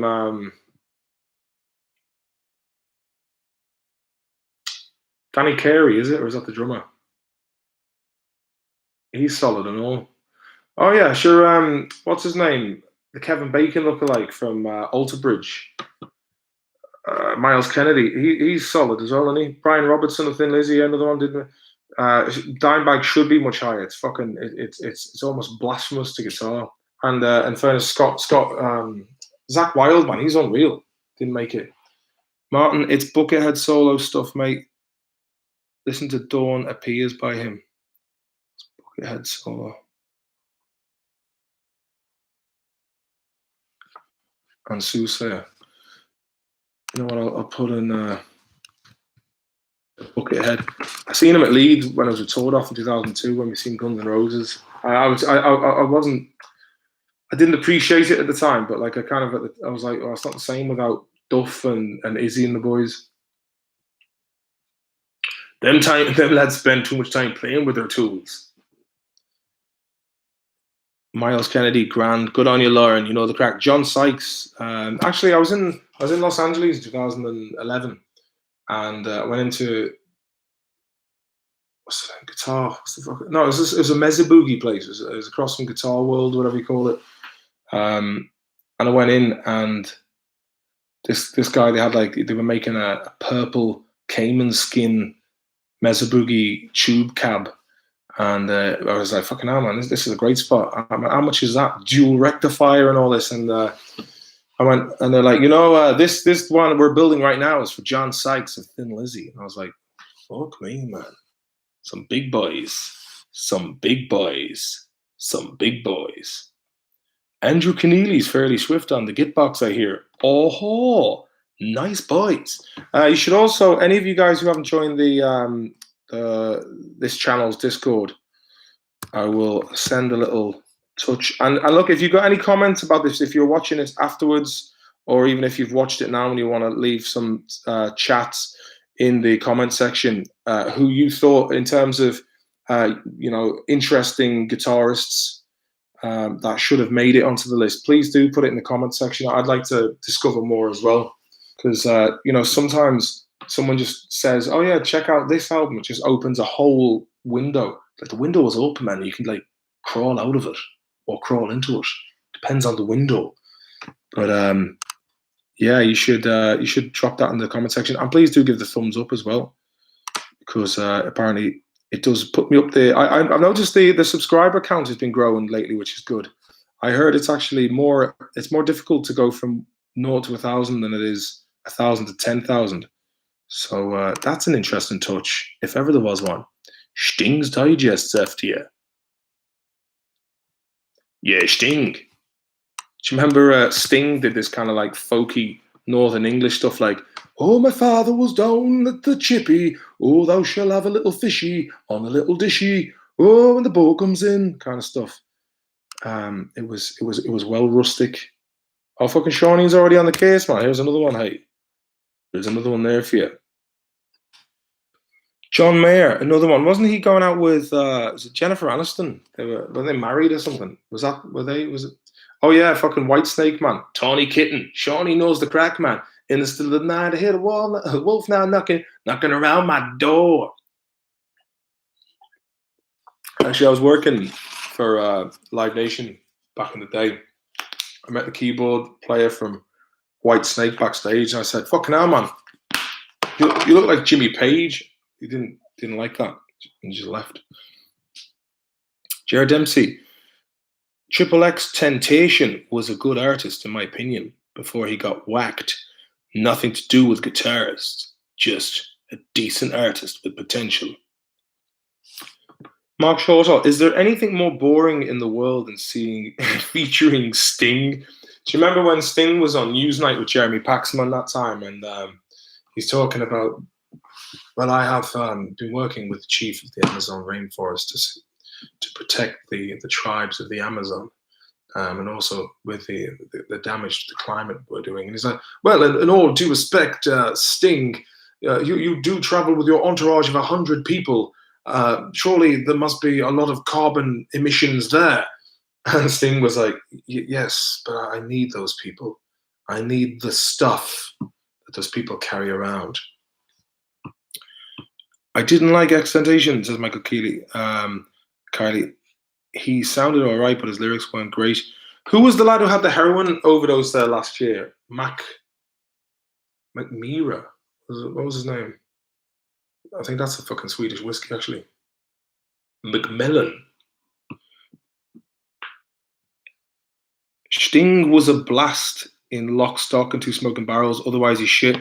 And funny enough, we're talking about Sting's Digest. There's a picture of him there from David Lynch's Dune, as they'd say, as Donald Trump would have said. That Donnie the Dunesman sketch that I did was basically based on Trump. This is 2011. Like I said, I was fucking taking the piss out of him years ago, man.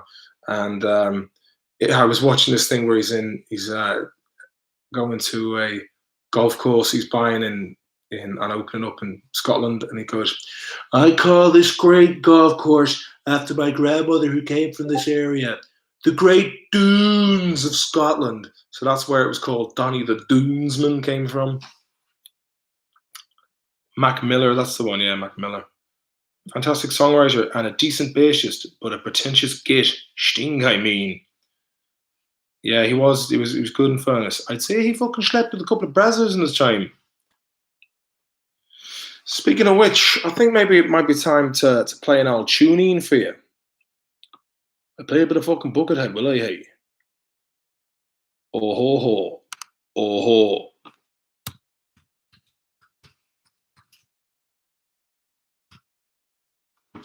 Just a city dweller living in a fucking town. Bored off your tits tonight. It goes on and on and on and on. Ed Sheeran and a loop pedal. He made himself a lot of coin, yeah, playing in Phoenix Park, just himself and a loop station. Right, let's see. I've got a couple of fucking tunes I could fucking rattle off here, man. Couple of tunes, mate. God, I'm a bit rusty though, man. You know what I mean? A bit rusty. Bit fucking rusty. What time of night is it? Fucking 222. Fucking 222. CAGF F6D. Okay. Here, we'll do a bit of this, man. We'll do a little touch. A little touch. Do a little Ashton touch now.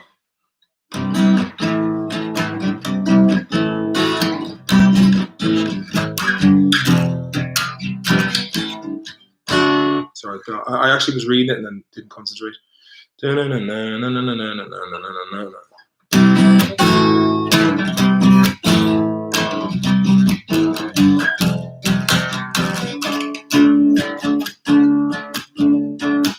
a good job in the city, working for the night every night and day.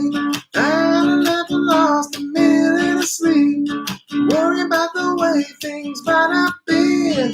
Big wheel keep on turning, proud Mary keep on burning, rolling, rolling, rolling down the river. Cleaned a lot of planes in Memphis, pumped a lot of pain in New Orleans, and I never saw the good side of the city till I used to ride on the riverboat Queen. Big wheel keep on turning, proud Mary keep on burning, rolling, rolling, rolling down the river.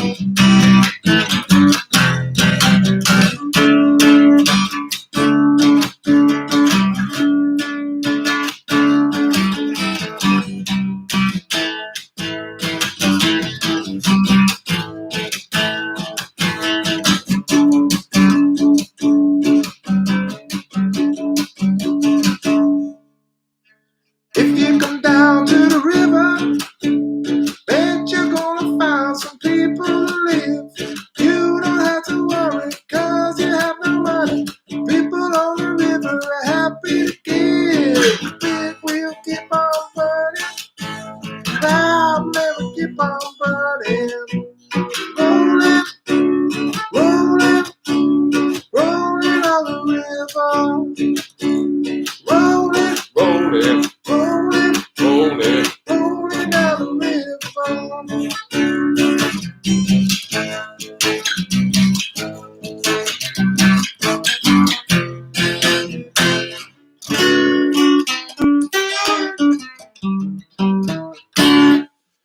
Bit of fucking credence there for you boys.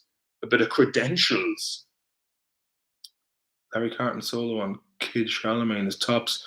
You boys know some good fucking drifting. Do you know any Steely Dan songs? I don't actually. They were fucking, I remember. This isn't me. Remember when I was in the States, in New York? I was in Washington Square Park, and there was a couple of boys playing Steely Dan on acoustic. Man, they were fucking solid boys. Andrew Keneally, fair play to you. Han Mayo, give us a bit of American Woman if you can. That's the kind of song you can jam for hours on end. American Woman, stay away from me.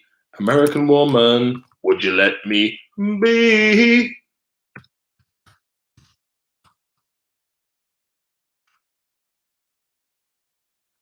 Let's see, American Woman by Lenny Cravat. How you, Lenny? Any crack with you? Guess who? Is it Lenny Kravitz or was it this other book? Fuck it, I'll do the old Lenny Kravitz. Yeah, Leonard.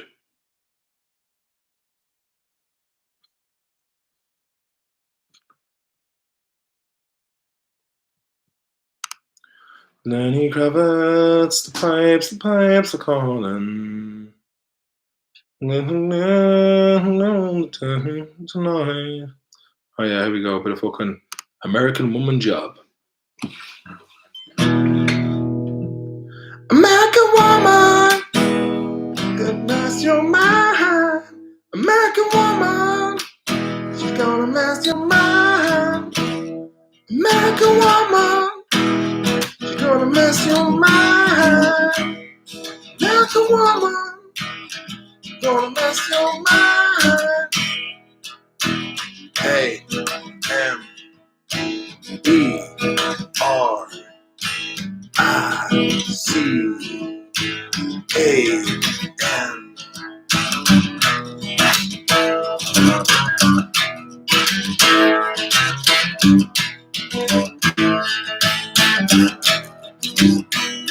American Woman, stay away from me. American Woman, Mama, let me be. Don't come hanging around my door. Don't want to see your face no more.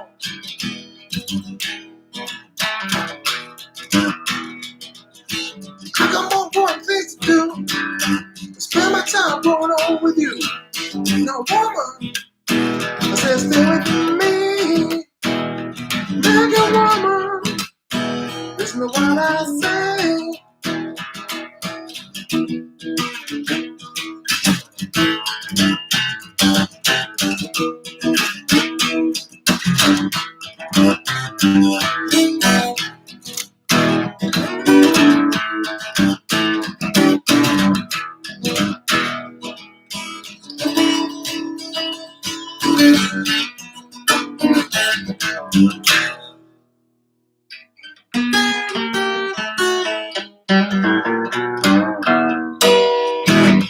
Bit of Lenny Kravitz there for you, Keneally by.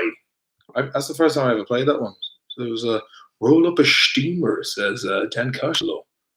Roll up a steamer. Did you ever get steamed? Roll up a steamer there. What else we got? Smoke a spliff mon. Rolling one up. He's rolling one up now. Out of the BBW women. Have you seen that clip where your man from the Doors goes into the studio with Skrillex? No, man. Stick it in the chat. We'll have a little look at that. Yeah, Skrillex. American Plumber. Did you ever get the pipe done?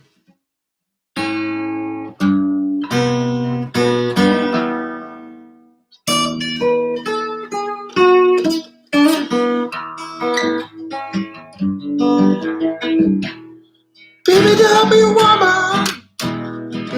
for me. Baby, tell me, woman, come back to me. Baby, tell me, woman, get my kicks for free. Baby, tell me, woman.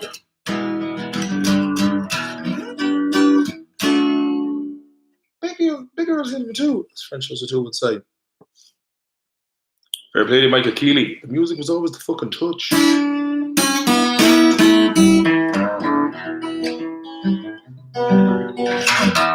Yeah, it's nice to play a bit actually. I mean, I shouldn't despair about not being able to play live when I have you lot to fucking play it for. You know what I mean? Bit of crack, bit of crack. Let's see what else is on the old fucking in the old Nodge Fest. A couple of fucking tunes here in the Nodge Fest. How we fix for nodges, lads. I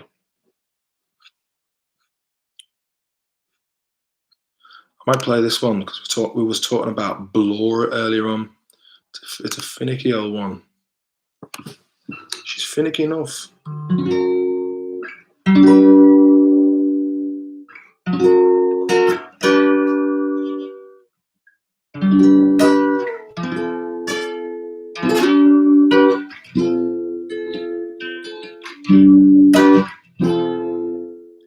She says there's ants in the carpet. Dirty little monsters. Fuck, I always forget that chord, man. That's why I never. Oh, it's open. That's the one. That's why I never learned the cunt. E flat. It's a funny old one. It's like a D. Bear with me now, I'll get this. Strange.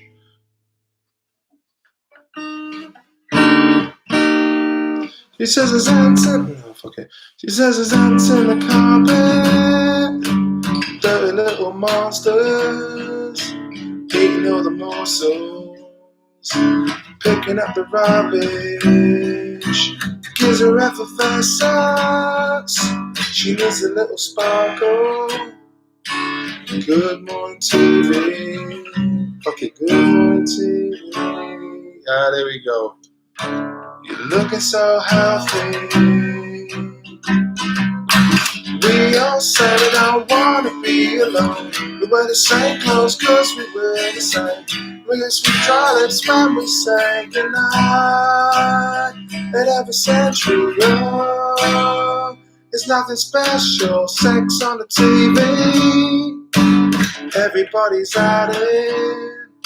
The mind gets dirty. The closer you get to 30. He gives her a cuddle, glowing in a huddle. You're made, good night TV. You're all made up. Looking like me, we don't say don't wanna be alone. We wear the same clothes cause we feel the same. We kiss, we dry lips when we say goodnight. And have a century, oh, it's nothing special.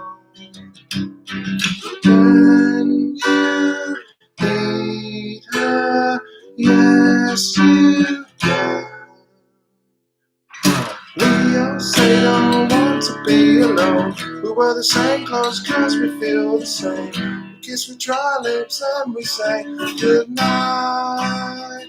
And have a century, oh, nothing special. Na na na na na na na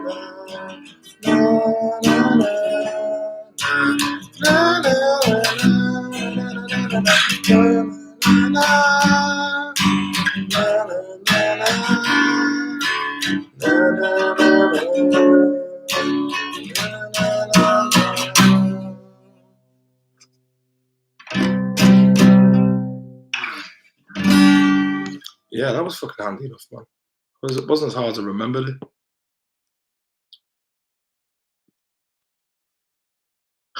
What are you playing? It's 1:30.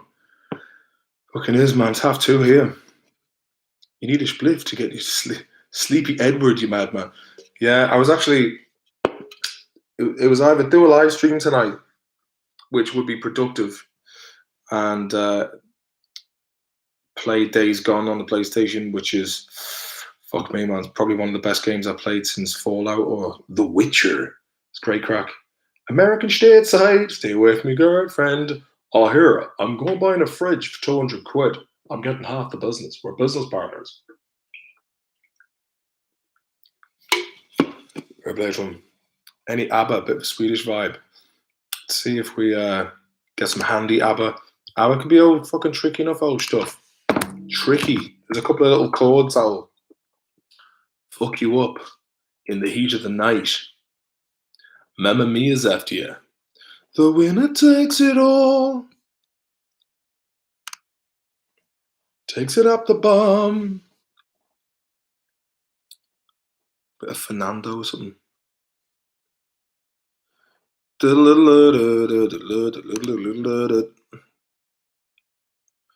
Kimmy, man, that'd be a fucking. I'll have a little look at that. See what the odds are. See what the odds of this not going tits up. D minor 5, C, F, A minor, G minor, B flat, D minor, A. Yeah, maybe we could give this a touch.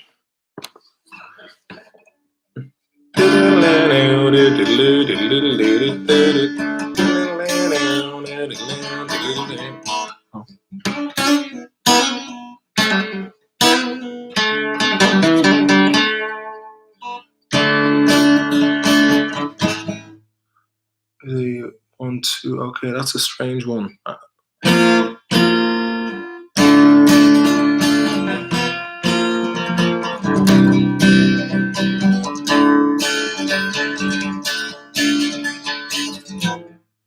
Yeah, there we go. Bastard.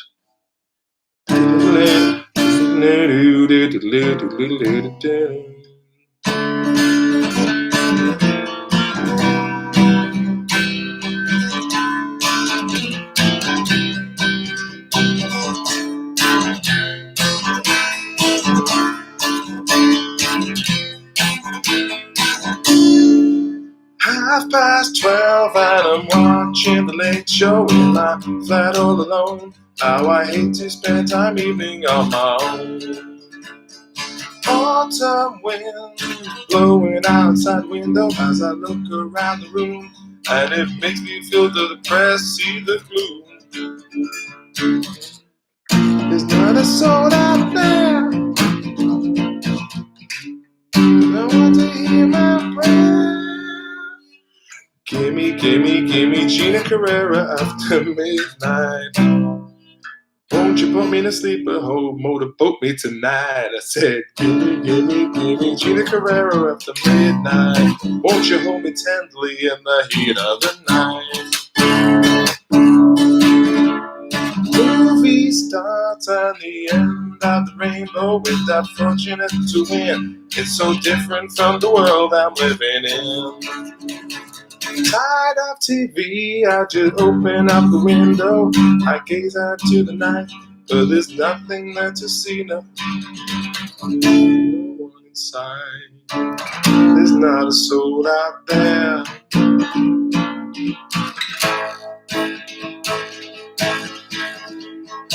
Gimme Gina Carrera after midnight. Won't you motorboat me in the heat of the night? Gimme Gina Carrera after midnight. Won't you put me in a sleeper hold in the end of the night?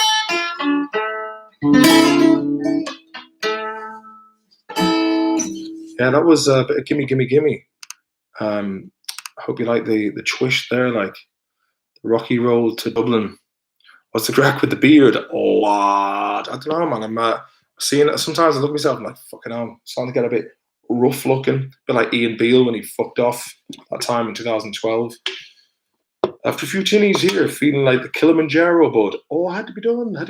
Michael Curley. Watched Damo and Iva last night. Had a good laugh at the part where you were trying to sell him chickens. What about chicken off, man? I threw my own one, which was into the mix. Gina Carrera to the tune of Chiquita.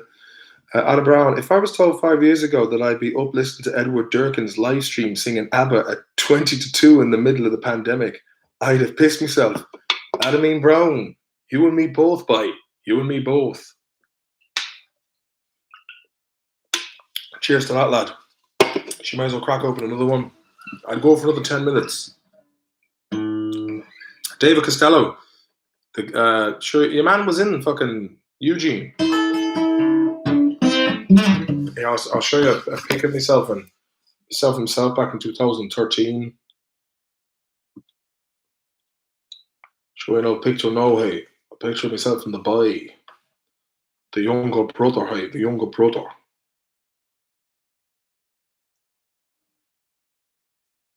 It'll be another one of these ones that I think I've saved, but no.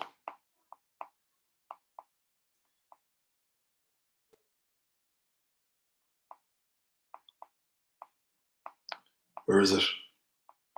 You can see the two of us at the same time looking alike. If I can find the bastard. Where is it?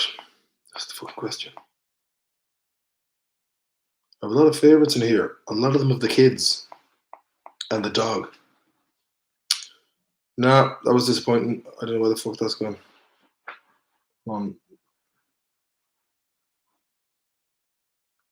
Bastards. Bastards. Bastards. I do have a funny one here.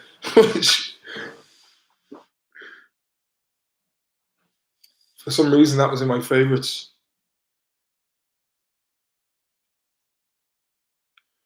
The bastards. The bastards. There's another classic. It's a powerful day, isn't it? That'll be struck by YouTube's algorithms. Bastards. I don't know what happened to that, man. I don't know what happened to it. It's another one of my favourites. You what, mate? Reach back on the menu, boys. Can't he find it, man? Can't he find it? Fuck it. Put it up again. Put it up on the old Instagram crack.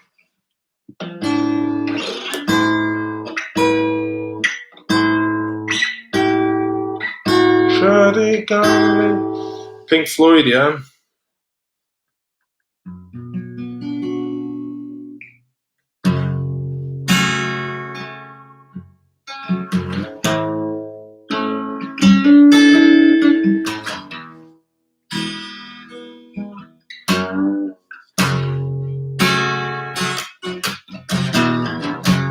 Quack Junior B.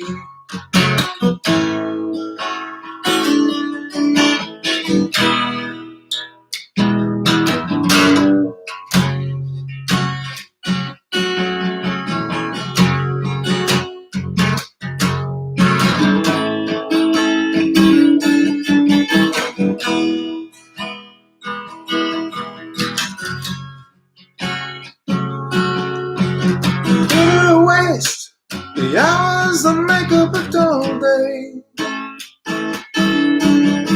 Fritter and waste the hours in an offhand way. Kicking around on a piece of ground in your hometown. Waiting for someone or something to show you the way.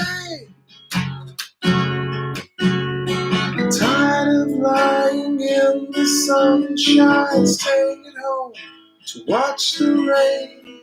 You are young and life is long. There is time to live today.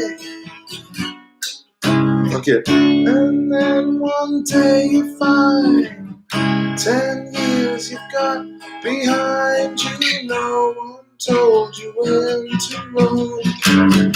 You missed the starting gun.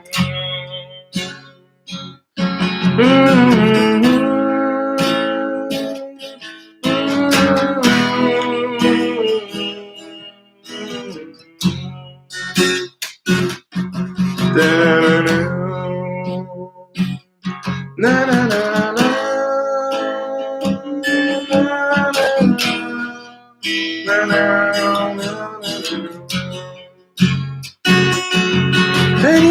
And you run to catch up with the sound, but it's sinking. Racing around to come up behind you again. The sound is the same in a relative way, but you're older, shorter of breath, but one day closer to death.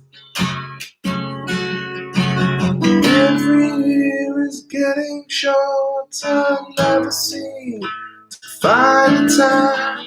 Plans that either come to naught or half a page of scribbled lines. And then hanging on in quiet desperation is the mail way. The song is over. Fuck. Thought I had something more to say.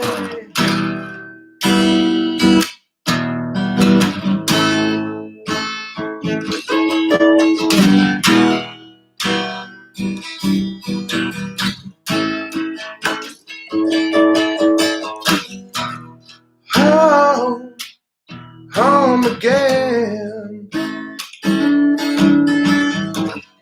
I like to be here when I can.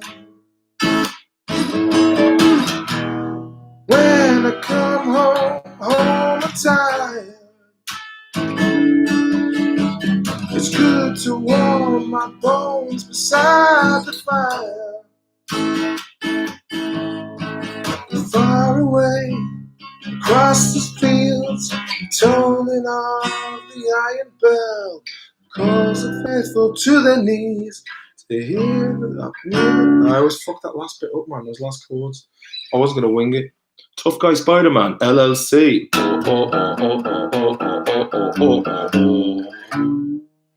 Jeez, Stateside's OnlyFans, man. How many fans he'd have on that? Saying that, take all sorts to make a world. I'll tell Mick I was asking for him. No worry, chair lad. I got your back, mate. I got your back. Here's another one for you for the crack. Classic.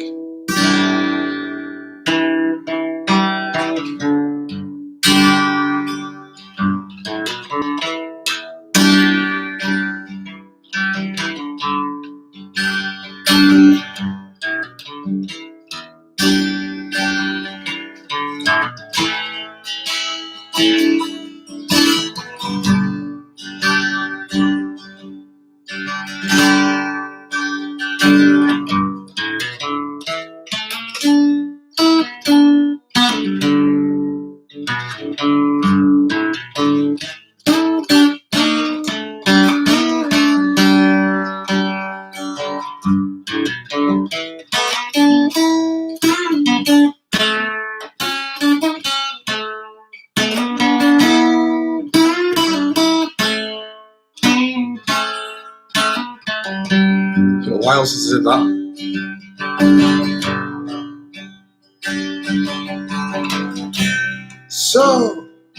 So you think you can tell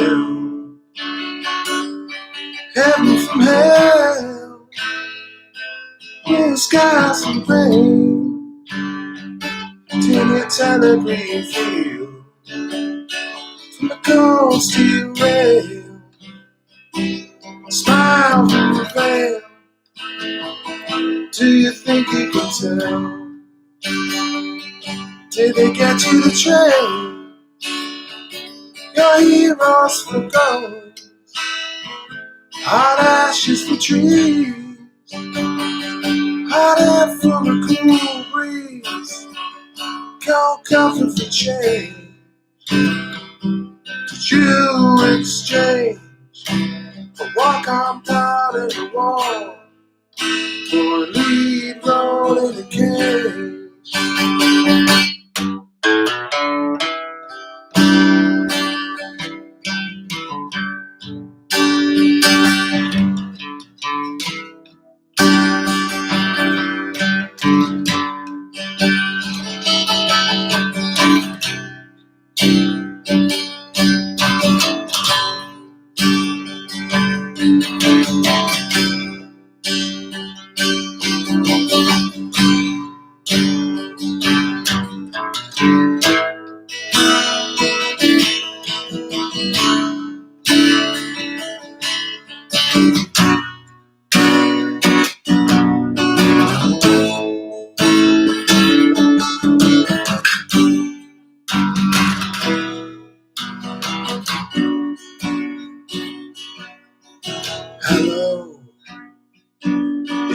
anybody in there? Just not if you can hear me.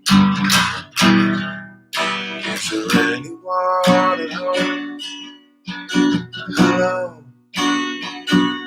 I do believe it's working. Good. Now don't keep it going for the show. Come on, it's time to go. There is no pain, you are receding. Ashes and smoke on the horizon. You're only coming through in waves. The lids move, but I can't hear what you say. When I was a child, I had a fleeting glimpse. My hands felt like two balloons. Now I got the feeling once again. Cannot explain, it would not understand. Without who I am, but I have become comfortable.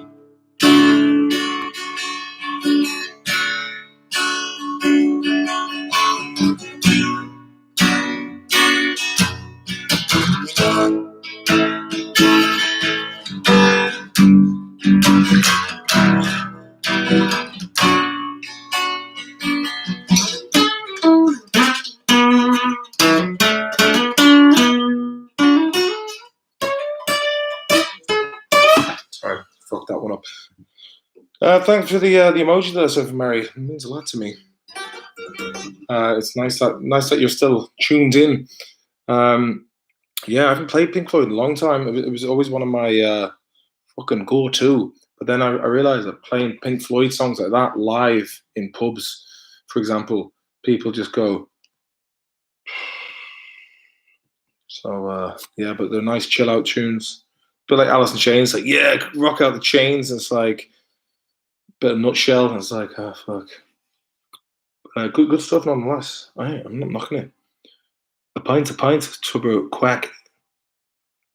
Well, we've hit the old 2 hours and 3 minutes, and I think the hour is getting late, as they'd say in the old fucking Jimi Hendrix, fucking Bob Dylan, All Along the Watchtower, which I could play, man. I could play that fucking tune. I could play that. Oh, but I was thinking about I could maybe play "I Shall Be Released." I might play that one for the crack. You see, every man he needs protection. Oh, same as not wearing your hard hat. I'll do this little touch here, hey. Do this little Ashton Touchner for you.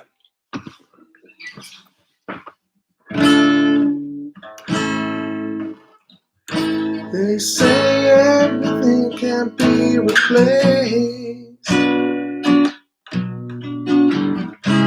Yet every distance is not near. So I remember every face of every man who put me here. I see my light come shining from the west down to the east. Any day now, any day now, I shall be released. They say every man he needs protection. They say every man must fall. Yet I swear I see my reflection so high above this wall. I see my light come shining from the west down to the east. Any day now, any day now, I shall be released. Well, yonder stands a man in this lonely crowd, and he swears he's not to blame. All day long I can hear him crying so loud, calling out that he's been framed. I see my light go shining from the west down to the east. Any day now, any day now, I shall be released. Not a bad old tune. Not a bad old tune. Not a bad old tune, boy. Oh, Jade, I'm still up. Still up. It's the closest fucking thing to a night out I'll be getting, hey. Oh, ho, ho. I mean, where else do you get to hang out with 21 people? Not 20. Someone dropped off.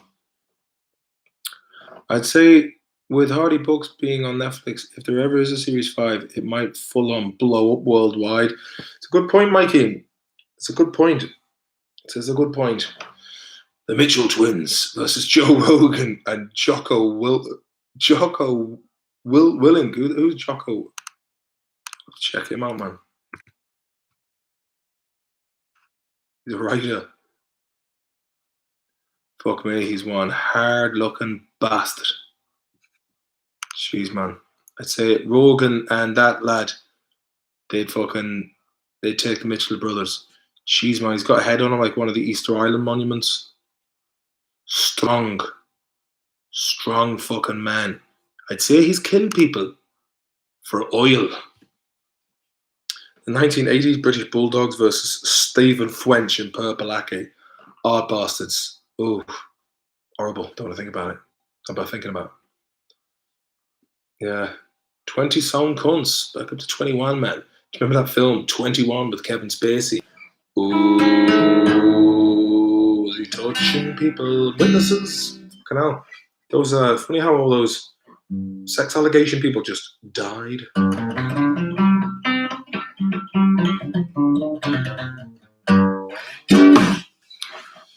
Bastards. I wonder if we can get Crocodile Shoes by Jimmy Nail, man. Jimmy Nail. Fucking Jimmy Nail.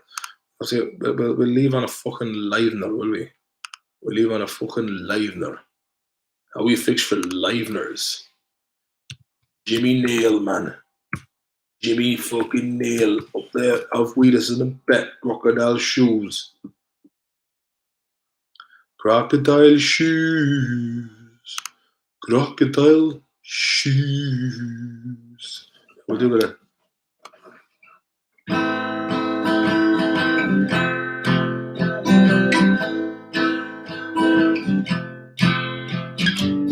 Pistol shots when got in Newcastle. Wine, beer, spirits all the time. Though I have you still, and she's always on my mind. The rain falls down and I'm soaking through. I'm an old man inside a young man's suit. My crocodile shoes are crying too. For they know how much I love for you. Crocodile shoes. Crocodile shoes, crocodile shoes, crocodile shoes. That was a bit of a fucking letdown. I was like, someone was to play that to pump me up on a Friday night. I'd be like, fucking hell, man. Just get over with now, man. Kevin Spacey bumming Hollywood box. The Adventures of Pete and Pete. The older Pete got a fucking touch. Michael Carley, there's a rumour going around that you got in a pub fight a few years back and bet up a few fellas using yoga. Oh, Ryan Giggs' yoga DVD came in handy that fucking day, hey.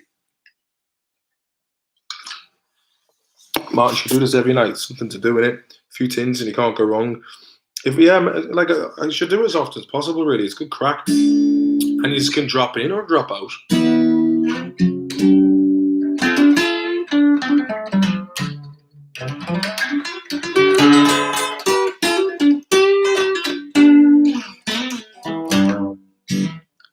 Yeah. Talk up. Oh, fucking Christian Gavigan's in the mix. Christian Gavigan is in Mayo. Drove back to Swinford. Had a little tip in the Hyundai Coupe. Bit of an oil slick on the road, sure. The calipers are fixed. And you know the crack is waiting back on the N5, yeah. Hey Gavigan, you are the henchman. You've looked after the boys many times. Fuck me, do you have a fair amount of patience? Sledge Gavigan, you are the henchman. You're a fucking sound out skin. You can barely put away the fucking schmuckter.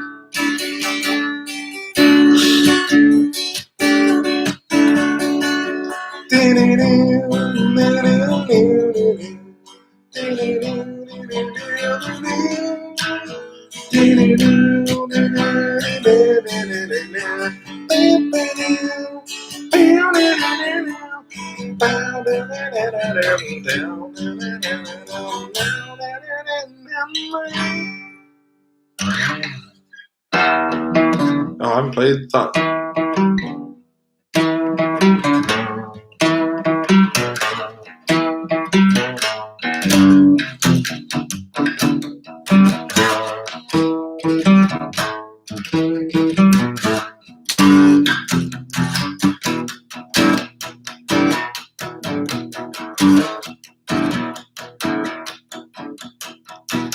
Say your prayers, say your motherfucking prayers all night, 'cause the Saturday comes.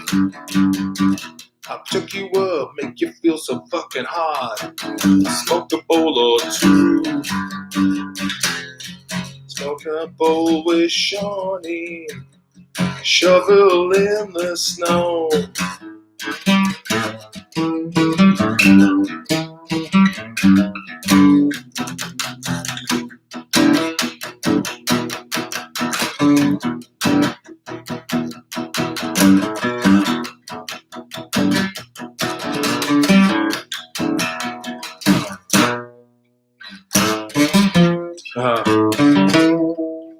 Okay, I never learned that properly either.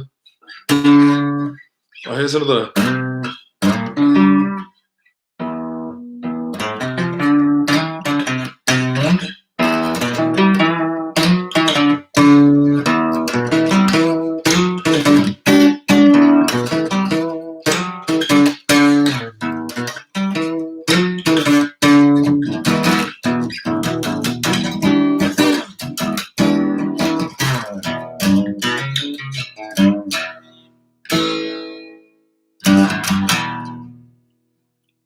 Once I'm here for the night.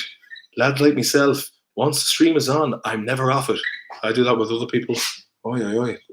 The dog's awaken. How are you fucking quiet, oi? Did you have a bad dream, did you?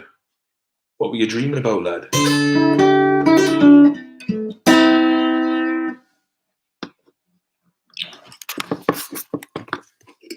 I wonder, how Hold your guish now.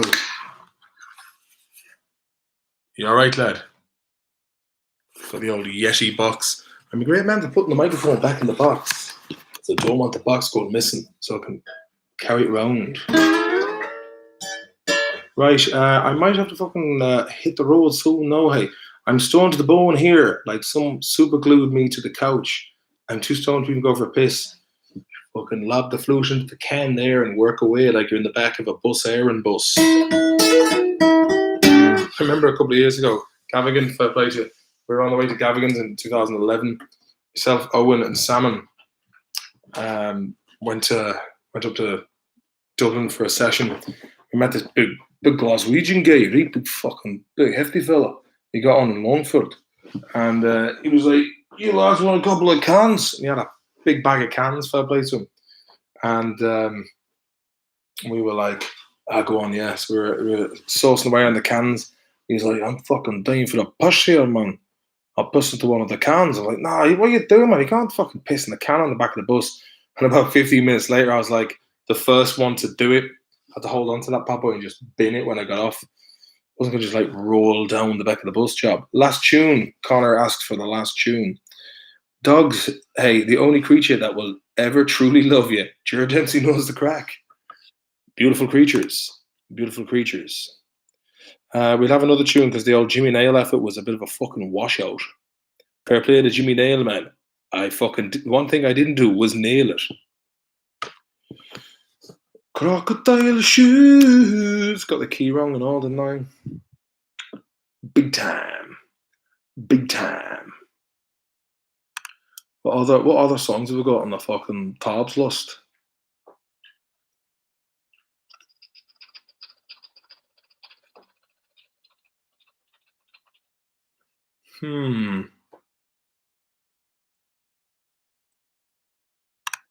Here's one.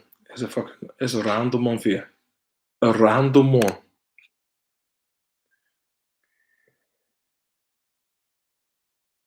Fuck it. We'll do this one in homage to Le Mans 98 on the PlayStation 1, which is a fucking good game to be fair, as racing games goes.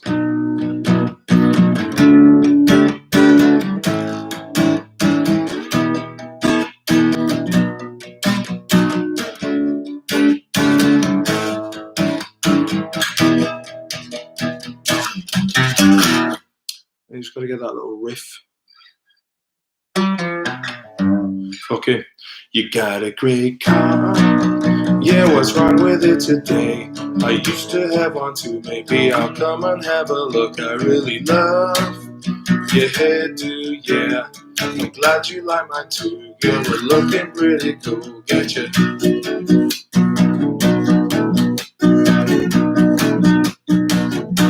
So what do? Oh yeah, I fuck asses too. I haven't heard you bad, but you guys are pretty new. But if you dig vegan food, I'll come over to my work. I'll have them cook them something I do really love. Cause I like you, and I like you, and I'm feeling so bohemian like you. Yeah, I like you, yeah, I like you, and I feel, come on, ooh. Oh, oh, oh. Oh, oh, oh.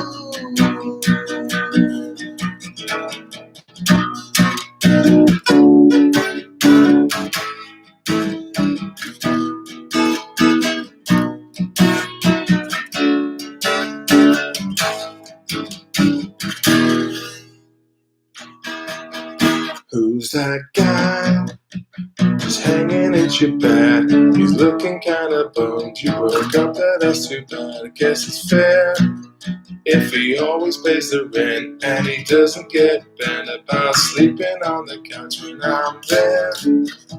Okay. And I like you, and I like you, and I'm feeling so bohemian like you. Yeah, I like you, yeah, I like you, and I feel, come on. Ooh, ooh, ooh. Oh, oh, oh.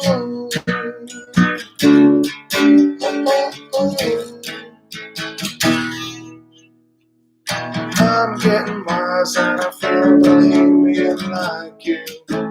It's what you think, so please. Just a casual, easy thing. Is it is for me.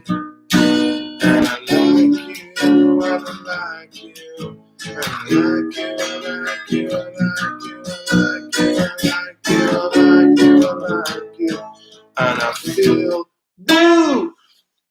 Yeah, I remember that video was one of those on MTV Most Fucking Nuts videos, because it had a man's knob and some tits in it and a hairy fanny. So, but I remember at the time, yeah, it was always like that. That was another one. Smart my bitch up. So it was like late night and MTV, crazy X-rated fucking videos. And then there was another one called Add End. There was another one, Add End to X. There was one. It was pretty fucking mad. It was some girl on girl action with machines, and there was another one called Metal Fingers in My Body. I remember those days well, man. I remember those days.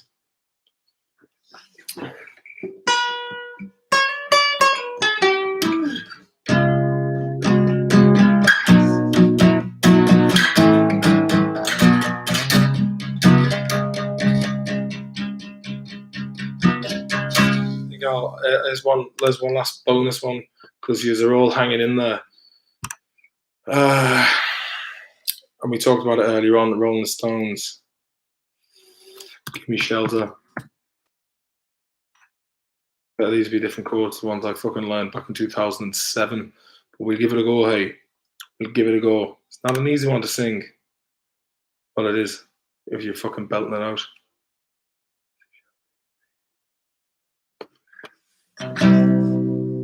It's up to a man.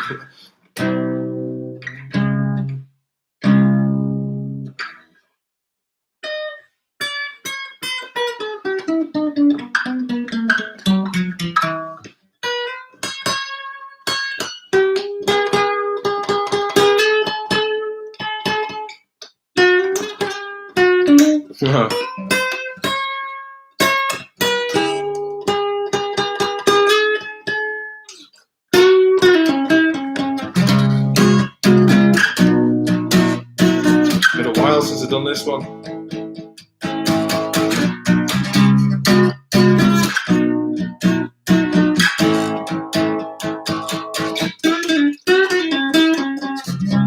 Oh, a storm is threatening my very life today. If I don't get some shelter, I am gonna fade away. Oh, children, it's just a shot away. It's just a shot away. Oh, children, it's just a shot away.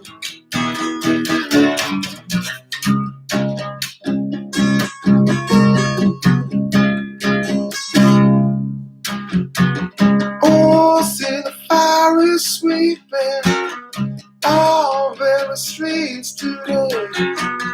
It burns like a record copy. My fool lost his way. Oh, children, yeah, it's just a shot away. It's just a shot away.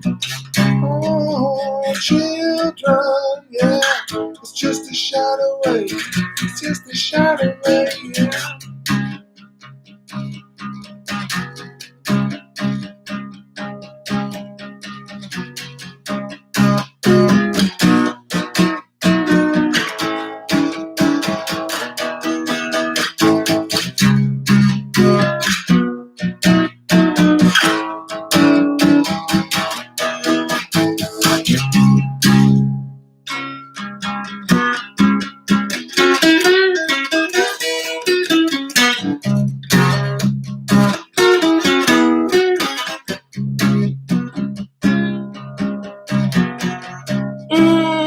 The flood is threatening my very life today.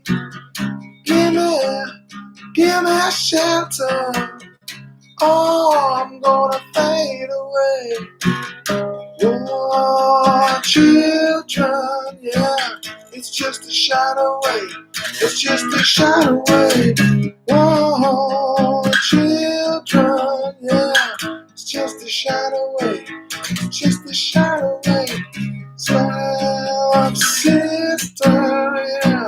It's just a kiss away. It's just a kiss away. It's just a kiss away. It's just a kiss away.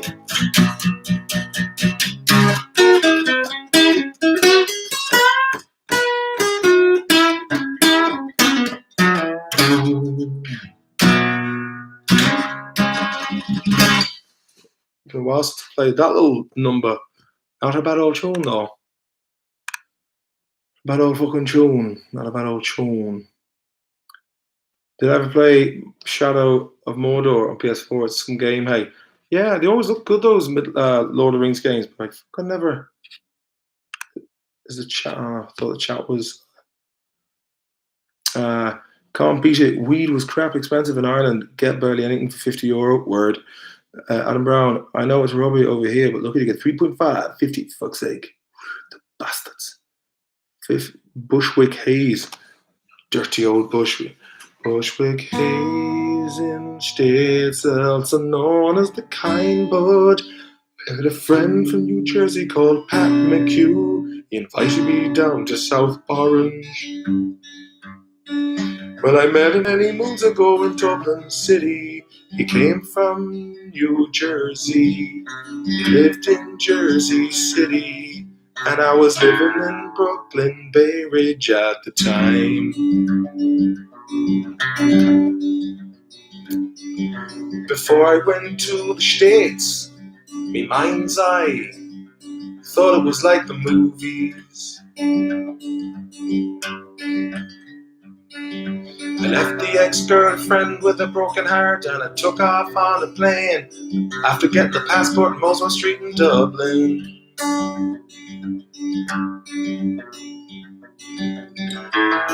And then I hopped on a plane to JFK and I met Justin Massler and his friend Matt Pawlowski. Later on we went to Howard Stern's titty bar called Scores in Upper West Side. His girlfriend at the time, her name was Michelle Fleury, and now she's still going out with Frankie Valli from the Four Seasons. Had me chance in the bed with her up in Dominican Heights in Harlem.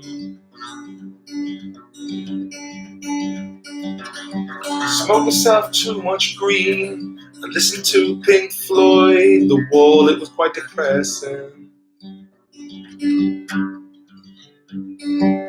Had me chance with a hot stripper, but I didn't do the deed because I felt bad for Justin.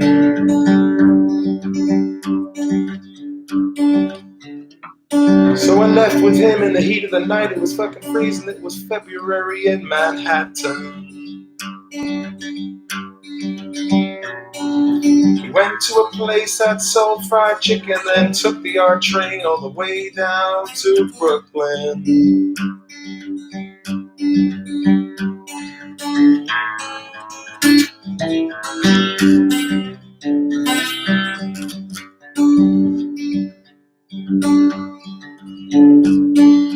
Justin asked me if anything happened but me and Michelle. I said no because you're my friend, bro. And then he answered me, I wouldn't have given a shit. I would have done it to you if it was the other way around, yeah.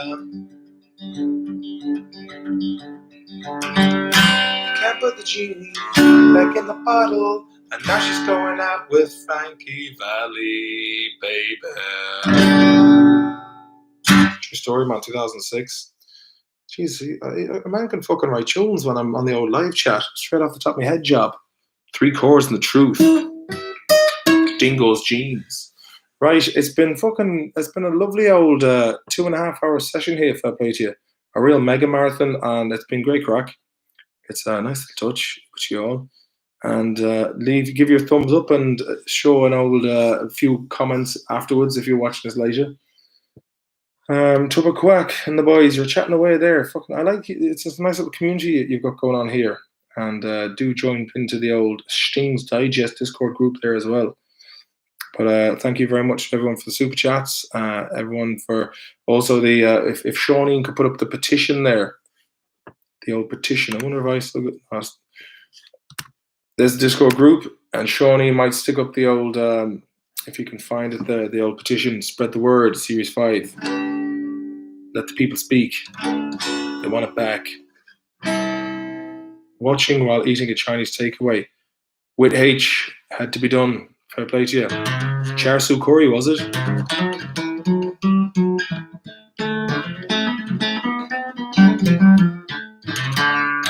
Right, it was been great crack hanging out with you all. Have a lovely weekend. Have a little lushing for yourself. You fucking deserved it.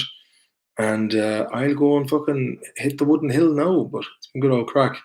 And I hope you enjoyed tonight's live stream. Next time it'll be top 10 most dangerous lads from Swansea. Or something more exciting than that. All right. Good luck and God bless. Take care. Good night.